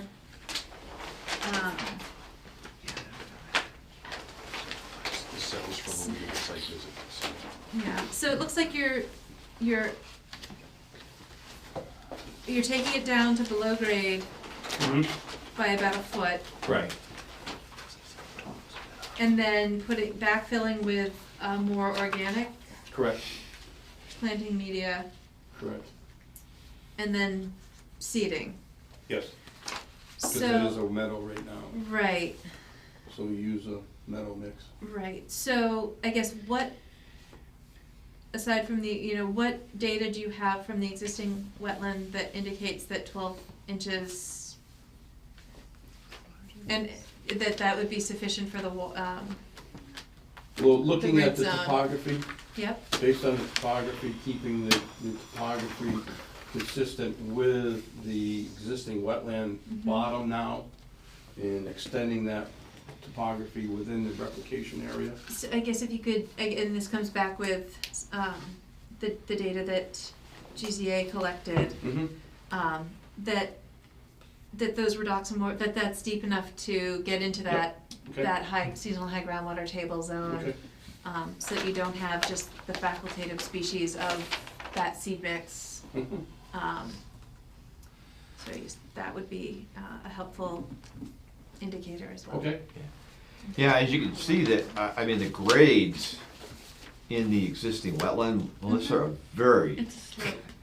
you know, it's very subtle, Yeah. very flat and everything else. So, you know, we've kind of determined that, you know, 12-inch depth in that thing should do it, but, Yeah. yeah. You know, Yeah, I for our understand. process, Yeah, we and just from need his to be samples, sure. I mean, he should. He right, went down when 2 he feet sampled it, unless yeah. he found it within 12 inches, so. Right, right. um, You know, and the width of this is only 20 feet. mhm. Yeah, it's So very narrow. It's very narrow. It's to accommodate that area here. And then this little triangular kind of looking piece is only 20 feet, so. And could you also consider some sort of post-restoration area monumentation of the, or somehow demarcating in the field what is and is not replication area?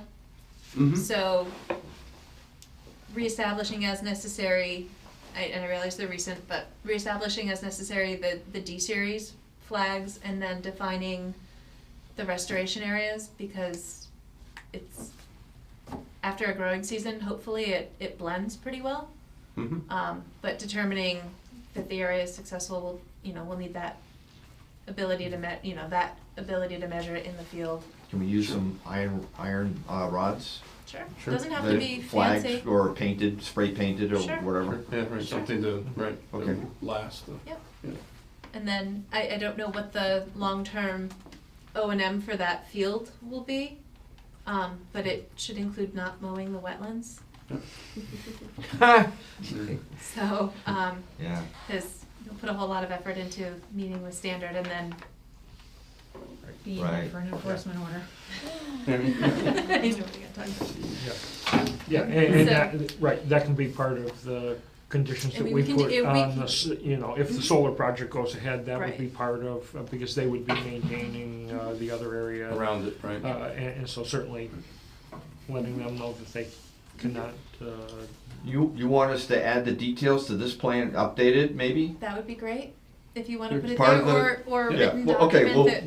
we'll work it out, Mark and I will work it out. Okay. Yep, right. And then if the solar project is off the board and permitted, I think, you know, some more permanent markers would be appropriate so that people know where things are. yeah.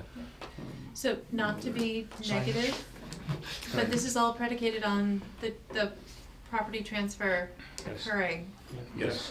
So with the outstanding items that we've just discussed and that question mark to be resolved shortly, I'm sure. Yes. Does anyone have any other comments? Questions, comments, concerns for this evening's discussion?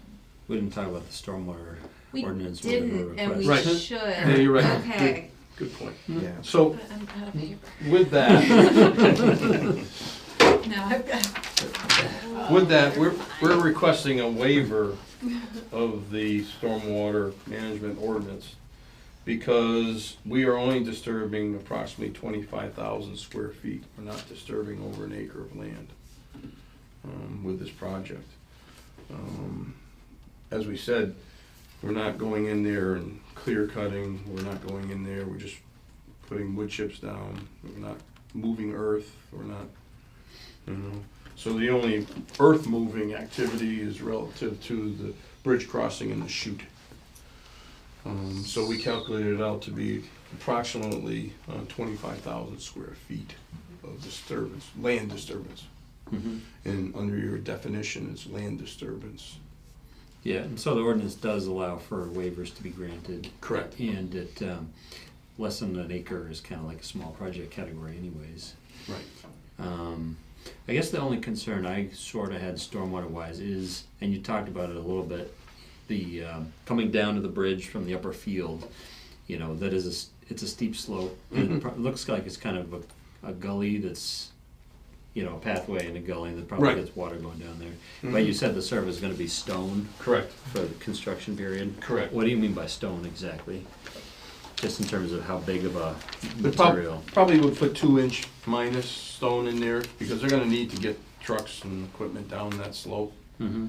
Kind of a tracking pad type It's kind of of a, thing. yeah, stone Mhm. tracking pad type of material. So it's pretty big stone that's not gonna wash? Yeah, it's not gonna wash down. Yeah.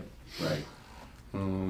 Because they're gonna have to, well, depending on whether they prefab the footings, whether they have to get concrete trucks down there, if they're gonna Yep. pour it, they're gonna need a solid footing to get concrete trucks down there. Yep. Even if they prefab the, footings, excavators Big gotta size, yeah. walk it down. So there's a lot of weight there, so they're gonna want some type of, so I would say that, 2-inch stone, similar to a stone tracking pad, they're gonna wanna put down there to make sure that they can get in and out Okay. safely.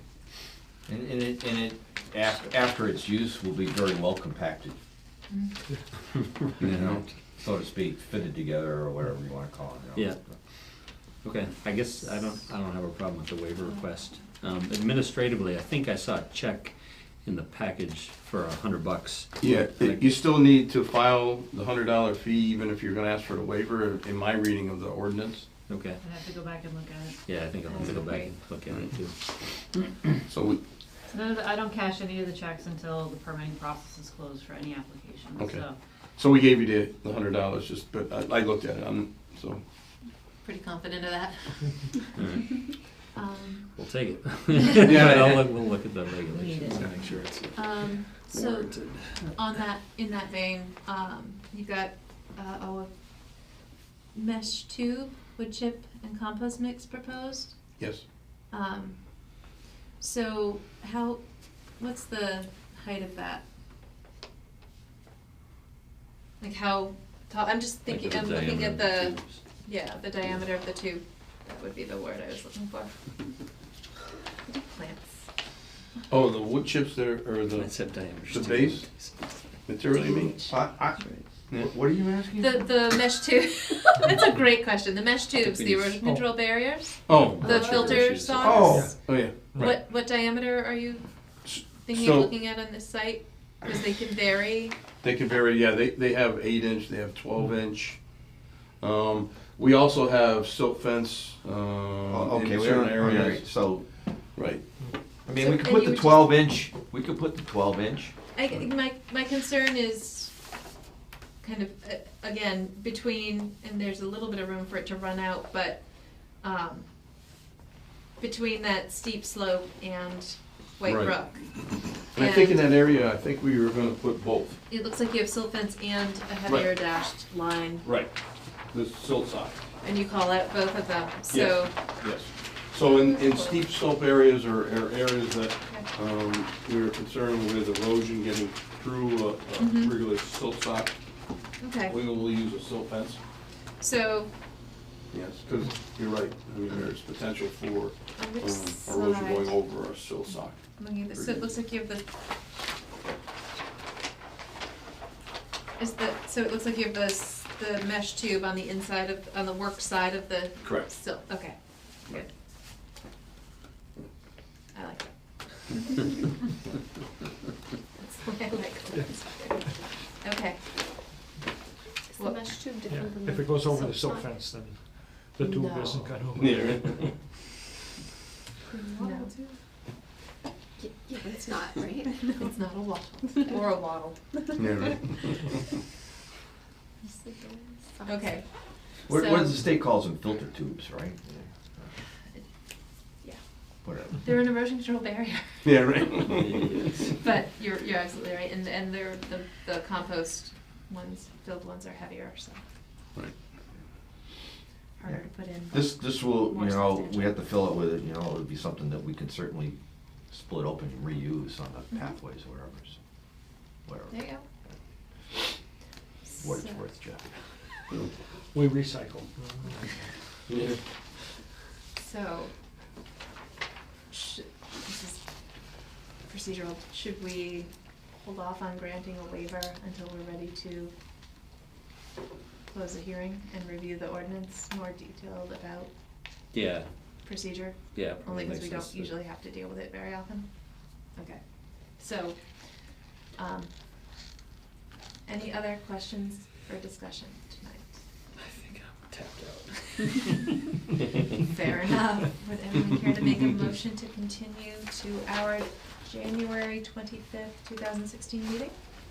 Well, that's why I was wondering what their time frame was to see if that would work. Oh, that's fine. I mean, 2 we're weeks not is- gonna start, other than digging the Yeah, test if holes. the other, if the test pit is an exempt, Independent of this process. then, Okay. Then, yeah. then certainly, yeah, we're not gonna Right, Yeah, that's. start putting a bridge in right now. right. Then I'll make a motion that we continue the public hearing to the 25th of January. Second. All those in favor? Aye. Continued. Okay, thank you. All right, thank you. Does anyone need to stand up before we continue? Oh, okay, anyway. And bucket. Oh, thanks. Exercise, Yeah. information. Sorry. It's okay. It's all fine. We all had, there was a lot of questions for this. Seriously, California. Not every day you get the permit 3 miles anything. Technically, of course, you do 2 loops, so it's like, and part of it. That's very true. Does anyone want to see? Colleen, you have this. Oh, I do want to see this. Does anyone else? I'll save one for Jessica. I made copies just in case. Right. Good night, thank you all. Thank you. Thank you. Ashley, here, you can take these too. There are sections of the regulations that apply to the standards they need to meet. Totally got this. What? Specific ones printed out? Great. Okay. I was gonna thumb through this, but no, there's too much. Okay. So, moving on. Oh wait, we need Jessica. Not The other Jessica. the other Jessica, I'll bring my brain who's back. part of our forum.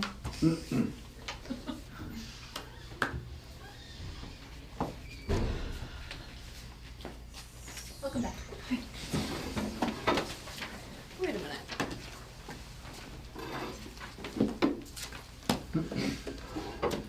What? Nothing. Do not. Okay. So, now that we're ready to move on, we have we're not ready. What did you do? You're saving often, right? Save. No, that's a good idea. Control S. Control S. You're a Mac user, aren't you? Yes, I am. Oh, goodness. I'll bring one of those next time. Really? That'd be awesome. I've got a couple of them under the couch. Is the dog chewing on them? Okay. Okay, we have no requests for certificates of compliance tonight, no emergency certifications. Enforcement orders, Bernard Gall, 37 South Street. No updates there, though, because nothing's happening right now. We still have the mulch pile thing that you're gonna Yeah, take care of when you get it. You mulch did? Okay. You were correct, it was 200 feet from the back side of the Okay. pile, not the front side of the pile. Thank you. All right, we're gonna quickly run through our updates, and then we'll get to Groveland. So, no updates for Mount Tom Estates. We received weekly reports we have not received a weekly report for Gillian Estates, but they are not actively constructing anything, and they switched to a reduced schedule, is that correct? They are actively constructing houses, a house, not in the buffer zone. Then that's on the not- other side of the road. Then that's not subject. Unless they're submitting those for stormwater reasons, then they are subject, right? They are probably not. If there's, I think if there's no land disturbance in the buffer zone, a weekly report might not be commensurate with the work being conducted, but you are welcome to object. Well, we should be getting, Bi-weekly, I think Bi-weekly. what it was. right, yeah, so that should we're, be fine. we're probably due a bi-weekly report. Yeah, So it says here that monthly reports have been submitted. Is that just? Or maybe it's maybe monthly. it's monthly. So And we're if they not submitted due one in month. December, which they did, they're not due until the end of January. So our next meeting should have a report. Okay. Pleasant Street Mills, we bequeathed. Trying to be Shakespearean. We received a request for extension of the order of conditions. It was filed at least 30 days prior to the date of expiration, which is required by the regulations. They included the proper forms. The extension is due to ongoing work phases 2 and 3. Correct. Yep. So, and When the original order was filed, we had applied for the first round of grant funding, Mhm. but we were phased with our grant money over 3 different grant cycles. So the project is taking longer than we initially had hoped okay. due to funding. What? I'm right here. She can't hear What? I wonder if we just lost Bernie. Oh, no, he'll be back. Okay. I mean, an hour and a half is a long time to sit. Yeah. Yeah, that's it's tough. So, I do not see a specific request for how long the How- extension is requested. What, So the MassWorks funding needs to be expended by June 30th of this year. However, we also have CPA funds that are funding this project, which don't have a deadline. So, I would suspect that a year extension would be sufficient.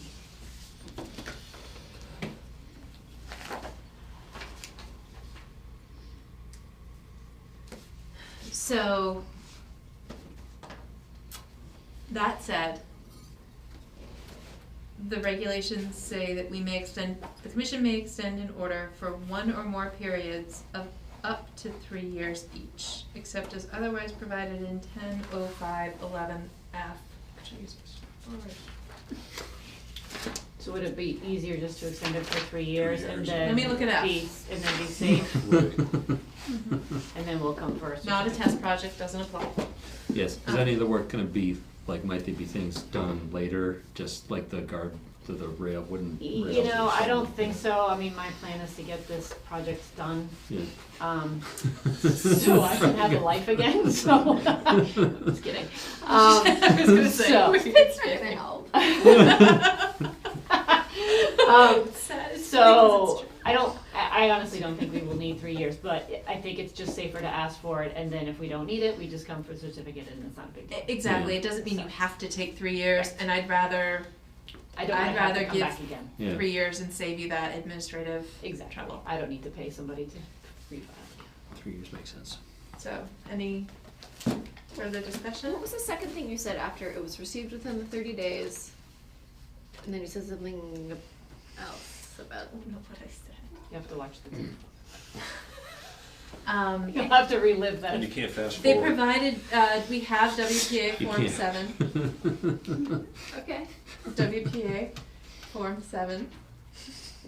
Can't believe it's been 3 years. I think you now. did say something like that, yeah. Yeah. I might have. Okay. And so, would anyone care to make a motion to extend the order of conditions for DEP file number 151273 for a period of 3 years? I'll recuse myself from the vote.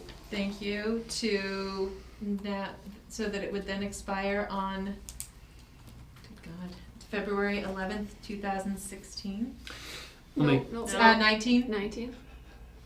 I don't know anymore. I make a motion to extend the order of conditions for 3 years to expire on February 11th, 2019. Is there a second? Second.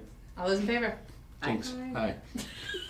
So moved, and please note that Commissioner Ryan recused himself because of conflict of interest. So,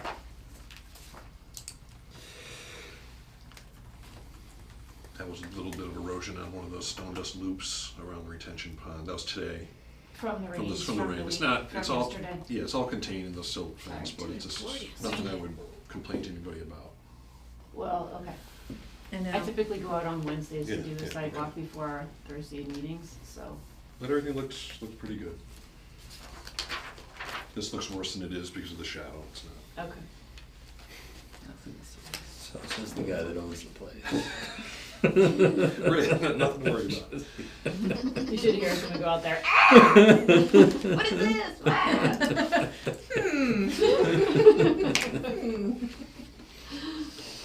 Wait, what's your conflict of interest?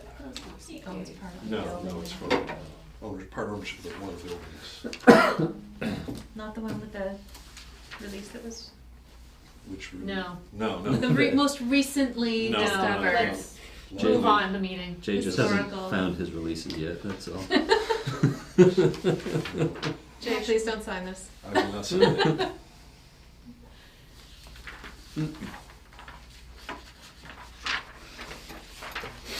So, what am I missing here? I'm missing page 1. No, I'm not missing page 1. This is as fancy as it gets. So, Does this have to get filed at the registry of deeds? yes, it does. Okay. So we need a copy, or, yeah, I need a, oh sweet Jesus. So actually, could you do me a favor and just scan it and email the PDF? Because I'll really just prefer a Electron. and a registry stamp copy for the Well, I don't have to file do at a that later right now. date. I can do that later. Yes, you can. I didn't know if you might wanna move around a little. Okay, I hope he comes back. I think that was an outside door. that I heard. Stretching his legs out. Uh-huh. So, Nashwanik Mills, 15 Cottage Street, No No activity that I update. can see. okay, no change. Connecticut River Oxbow, no change. Town Beach, where does that actually stand? Is there any checklist, punch list item to work through? I have no idea. So either, It was my sense that it was done, wasn't it? I thought so, It's and done. Jay graciously removed the concrete Jay- debris Jay below the finished water it. line. Took the concrete home. You're awesome. He is. There was a little sheet flow off the parking lot that pushed around some of the grass, but nothing Nothing substantial. worse than not as bad as the footprints that people had made walking through it, so. I mean, maybe he'll file the certificates at the same time. Maybe. Maybe. Okay, so those are.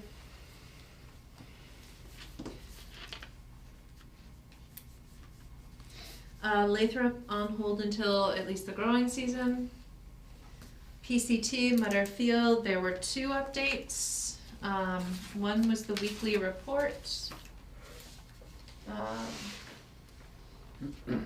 And site is stable, they don't expect any more work this winter. And then the other was an email update today, from Mark Reed, saying that after yesterday's 1.5 inches or so of rain, he checked the site and did not find any signs of erosion. There was some erosion by the crossing that's near East Street that all was contained by the silt fence. Okay. But those piles, nothing happened with those dirt Okay. piles or anything, they all look fine. Alright, so hopefully everything freezes soon and It's probably frozen it's by a now. non-issue. Did that say 1.5 inches of rain? Yes, Is that really how much it rained yesterday? in some areas. Wow. I wonder. Some areas it was just about 1 inch. Wow.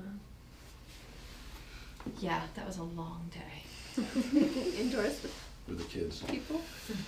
We went to the children's meeting. Yeah. Yeah. That's when the Stuck YMCA inside membership the kids' comes in. Oh, yes, right. Very handy. People are full of outfits. It's a fun game. So, I've been reappointed. We're gonna, Do I write that down? sure, Under. we're under general business now. Wait, what just happened? I was She was reappointed As the reappointed. chair? as To a what commission though? member. Just kidding. I don't know. Just kidding. Someone else is welcome to. Wait, you're not the chair anymore? No, it's, so my No, you 3-year are. You are. Yeah. We did You it while missed you were a out of the meeting. room. All I ever think is, Never leave a what meeting would when we there's a do vote. without Melissa? No, my term was up and I requested to be considered for reappointment and I was reappointed. Thank goodness. Yeah. So, in the hopes that Mr. Gall returns, tonight? Should I go look in the parking lot? No, we can talk about a couple other things, give him his own. I kept this on here from the previous meeting. Is there any further discussion of the collaboration with the Conway School? I'm meeting with 2 students tomorrow to review a preliminary scope of project and give them some guidance and share some documents and maybe do a site walk if time allows. So anybody's Before welcome. it snows? Anybody is welcome to join if you've got time. So there'll be 2 different projects, the Mount Tom project that we got emailed about. That's a different one, yeah. So the Mountain Town project, the Kestrel Land Trust and Winding River Land Trust are taking the lead on that. And Never that's heard of that. that's a collaboration not just with Easthampton but also Holyoke. So, and that my understanding is basically there's been a lot of documentation on the Holyoke side for Mount Tom in terms of resources and wildlife, but the Easthampton side is a little bit limited in terms of information, so it's more of a data collection and basically putting all that information together for a resource delineation. Okay. What time is this meeting? Ready? It's at 10 o'clock, I think. If you can come and you want to sit in, that'd be. Are you doing it here or your Yep, office? just here. Nope, right here. But that's See not what what you're meeting happens. about tomorrow. Tomorrow you're meeting about. Tomorrow's about the School. sort of the sub-regional. Well, the Mount Tom project's Conway School as well. So Right, but that's but not what this we're one, talking about no, tomorrow. this is the sort of sub-regional trails plan for the Park Hill area. And trying to come up with some, and I did have a preliminary discussion with the owners of Park Hill, one of the owners of Park Hill Orchard, and just gave him the heads up that this was happening, and there'll be multiple, I think they're proposing at least 2 public forums for this project, so that'll be some good outreach and some good public meetings. So. Will you put those on the planning department's Facebook page? Absolutely, I always do. So I can share it. Okay. Potential Wetlands Protection Act violation, fill and bordering lands up to flooding, riverfront area general, I don't even know why it says general, but at 14 Pomeroy Meadow Road. So we sent, this is just a follow-up discussion, we sent the property owners a letter stating, hey, we noticed this, it may be a violation, please talk to us. And one of the owners emailed us through the conservation website, commission address, and rather than overwhelm an individual, I set up a site meeting for last Saturday and met with the property owners, Elena and Corey Ingerman. We talked about the resource areas on their property. I can pass this around. This is a quick summary that I just threw together. Looked at the property.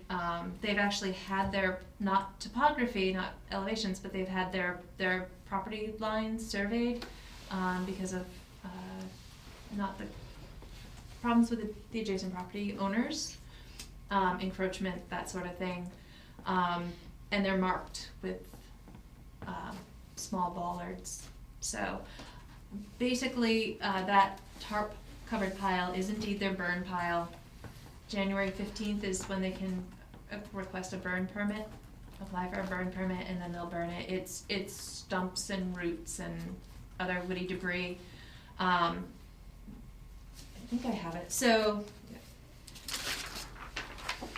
looking at the city's mapping with the aerial, this is the house, here's the manhand. The blue shading doesn't actually match Right. the existing. It's actually like right here right now. This blob of green is a way overgrown Christmas tree farm that was not their idea. The trees are very tall, very dense. There are some hardwoods intermixed. Their long-term plan for the property is to gradually thin that area out. They do use it to burn. So I informed them of the homeowner, the personal use cordwood exemption, that they would be well within. And they also talked about their long-term vision for the property, which is to plant hardwoods along the property lines. And I just indicated that that or any other similar activities would probably require at least an RDA with the commission, and left it at that. So I don't think there's any true violation here, and now they're aware of some of the considerations that need to be made for their property. Okay. They did raise a couple of concerns, and I need to refer to the notes here. One, I referred them to our city planner, because they met with brick walls with other municipal departments about, speed limit signs. I didn't, you know, and I don't know, I said I would mention it to you. I don't know what department is responsible for posting those. It's a combination between the Board of Public Works and the Police Department. So, I believe they did not get a very, Satisfactory? they didn't get they didn't get a good response from either DPW or police department about putting it up. So I will email her as the final wrap up and say, perhaps you could take this to the Board of Public Works, and they might be able to help you. And I acknowledge that was not our usual thing, and that we really have no jurisdiction over putting speed limit signs up. So they want a sign and there isn't one? Right, people just bomb through there once Sure. they get through the intersection. Because just beyond that, in Southampton, it's 40 miles an hour, and so anyway, and they have young kids. So, they also expressed concern, their neighbor to the northeast is, Ron and Carol Lauren, and their hayfield here. The Laurens have a practice of using, leaf and yard, vegetative yard compost. They stockpile it composts, and then they spread it over their fields. And they do this on both sides of Glendale. And I believe that they also indicated that in an area of the river, that there may have been a small berm built up against flooding. He did it a few years ago, right? It It was, came up a few years ago where Did it- he had a lot of erosion in one area, so he was putting well, stones or something no, this in is there. above the top of the Okay, slope. alright. But you're right, yeah, no, he did, and I still don't agree that that was Allowed, right, but DEP and natural heritage trumped, and okay. so I'm looking at normal maintenance of land and agricultural use under the regulations here, and trying to see quickly if there are considerations.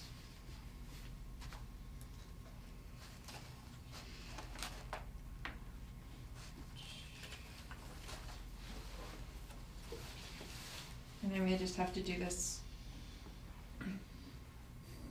That's forestry. Normal following activities when they occur or when they occur within buffer zone or BLSF, directly related to.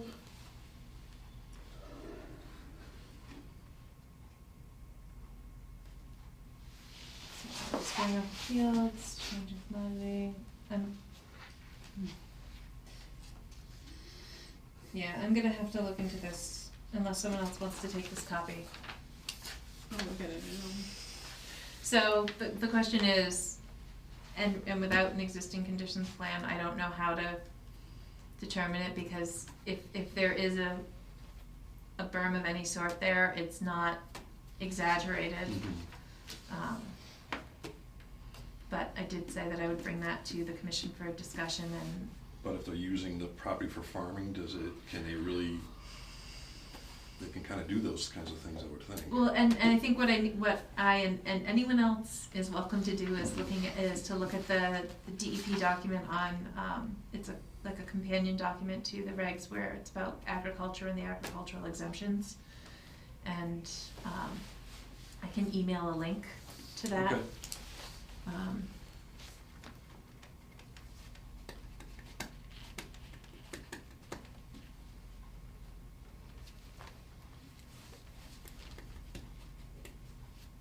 It's on DEP DEP's website, it's like Farming and the Wetlands Protection Act or something like that, and we probably looked at it when those large boulders Right. were placed on the bank of the Manhan River before. So, This is normal improvement of land and agricultural use. yeah, but normal improvement of land and agricultural use, it's, I think the part of the problem here is the juxtaposition of land with exemptions and land that doesn't have those, may not have as many considerations. So, but all in all, I don't think we need to do any, we don't need to follow up with anything at 14 Palmer Meadow. I've got two things here for Groveland. Do we want to move on to, I did not print the December 28th meeting minutes. Does Jay have them? Any discussion of the December 28th, 2015 meeting minutes? I think the only thing Other is than it the said fact that Jessica wasn't here. the last page says Either, page- Jessica. Page 4 of 3. I don't know if you guys caught that. This is the only thing I was like, Oh no, there's just 3 pages in here. oh, well, there was a last page that said 4 of 3. I didn't know why. Dude, Interesting. 6:38, did we really end at 6:38? It was a really short meeting last time. Guess we're making up. Yeah, we're Making gonna- up for it tonight. Well, we actually had something substantial that we needed to talk about. Okay. So nothing.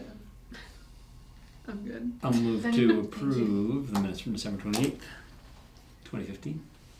Is there a Second. All those in favor? Aye. So moved.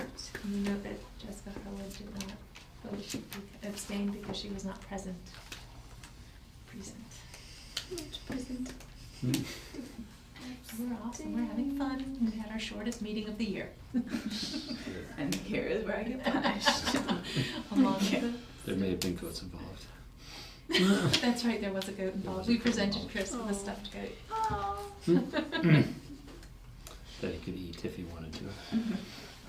But that was his. It would have been a little filling. Yes. Okay, so, I think Bernie gave up on this. does anyone? I'll go look would as long you as you go don't vote look? me into the We- big chair while I'm gone. Yeah, he left. Okay, so does No, anyone? he Wait, was he supposed to move that pile closer to the bike path? Is that what he was You're supposed to move it away from the riverfront area. It was within the 200-foot riverfront area. We'll have to follow up. Okay, it looks like it's closer to the bike path now. It also looks like fresh soil.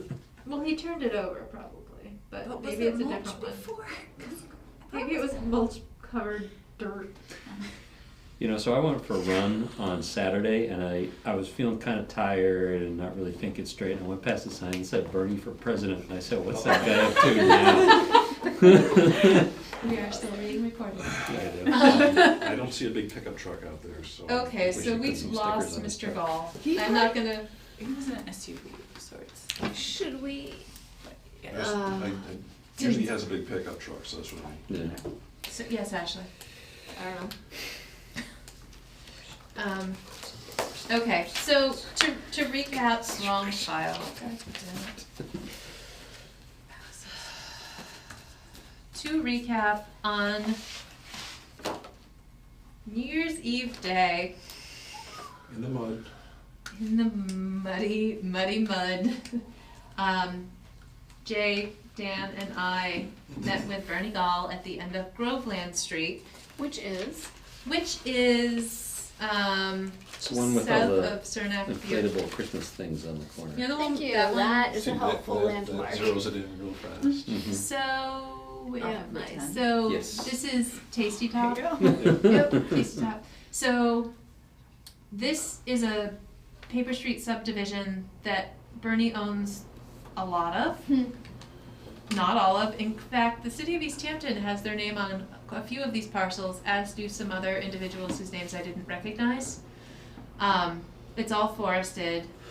He also owns this, and this parcel up here is the one that we all did the site visit on for the forest cutting plan that was approved.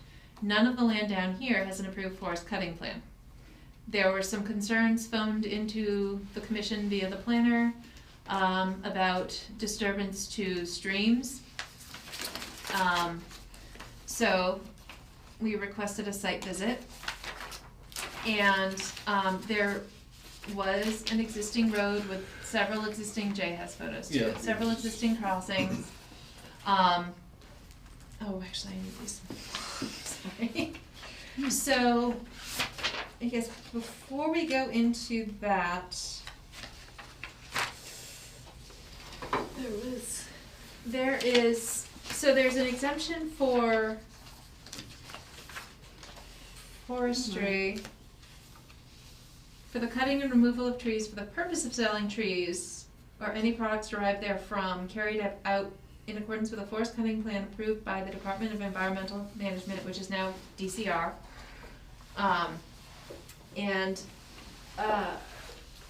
That's what he has for the parcel we accessed off Florence Road. There is no approved forest cutting plan for any of these Groveland Street parcels. However, the next step in the regulations is notwithstanding the use of the words for commercial purposes. The cutting of trees within resource area in the buffer zone by owners for their own use, not to exceed 5,000 board feet or 10 cords of wood during any 12-month period without an approved forest cutting plan, provided that after cutting the trees, the resource area and buffer zone shall be evenly distributed throughout the area where the remaining trees in the resource area and buffer zone shall be evenly distributed throughout the area where cutting occurred, and the crown cover shall not be less than 50%. So that means you need to cut selectively here and there and here and there. rather right, you than, can't like, clear cut. Clear cut. You cannot clear cut. Okay. And only during those periods when the ground is sufficiently frozen, dry, or otherwise stable, and not within 25 feet of the bank, except for the purpose of providing access, except there are existing cross culverts. Don't place any of your slash within 25 feet of bank. No filling, excavation, or other change shall occur in the existing topography or hydrology of a resource area, such as a stream. You can't excavate a sump. Right, so In what a he's stream. doing is excavating So- the pipes that cross the roads. So, any potential forest cutting for personal use, and as I spoke with Sean Libby, the DCR service forester for this area, indicated that if a stick of firewood is sold, it loses its status as non-commercial. So what he has done at the existing culverts in those streams is a violation Right. of the exemption and would require a filing. I wish he were still here.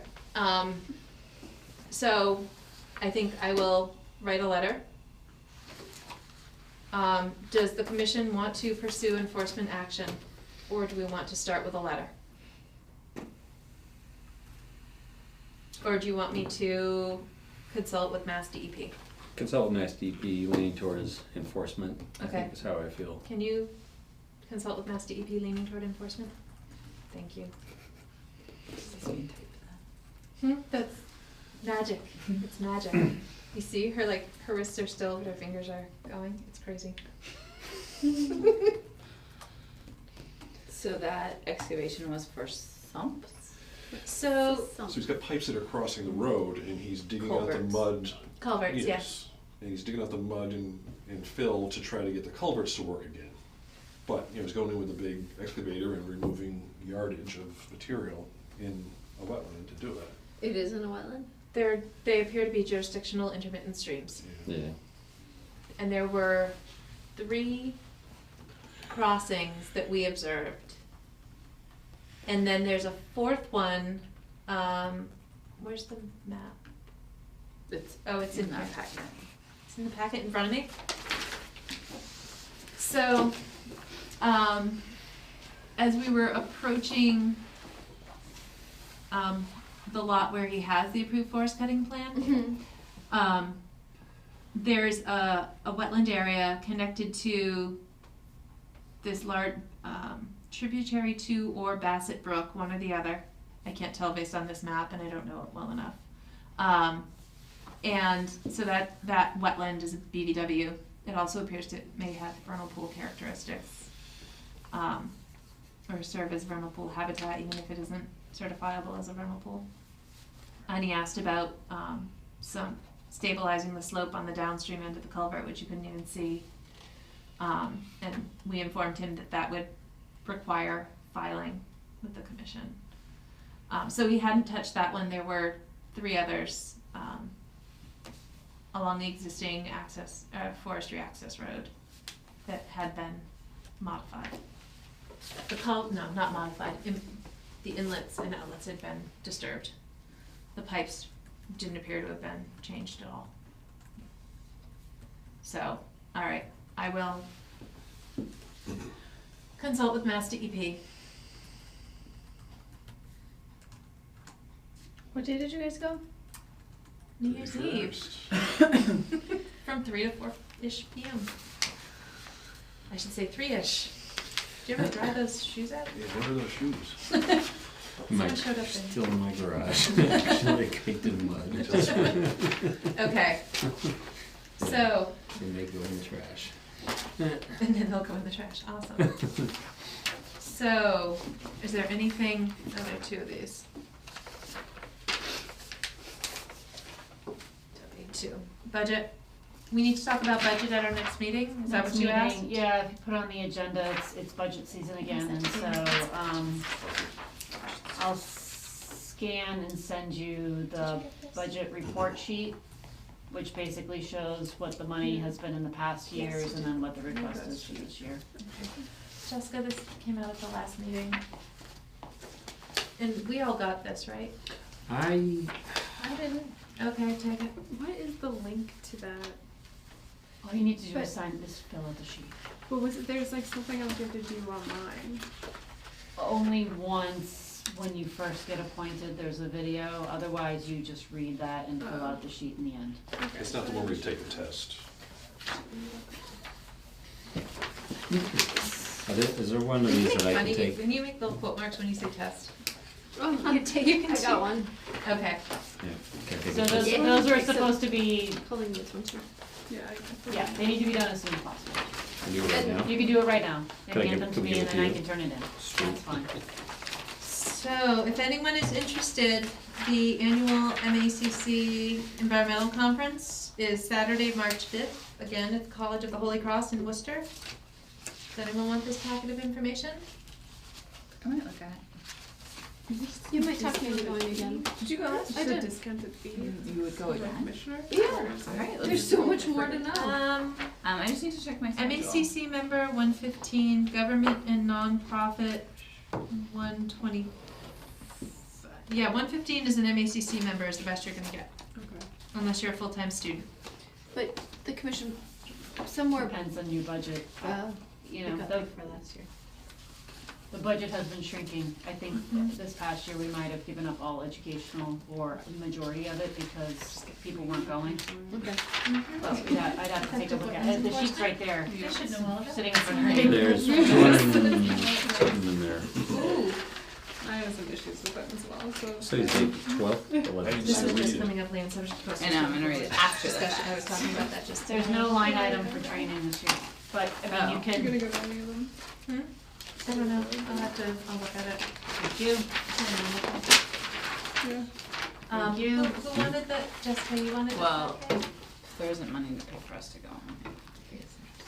What do we have? It's money? understandable.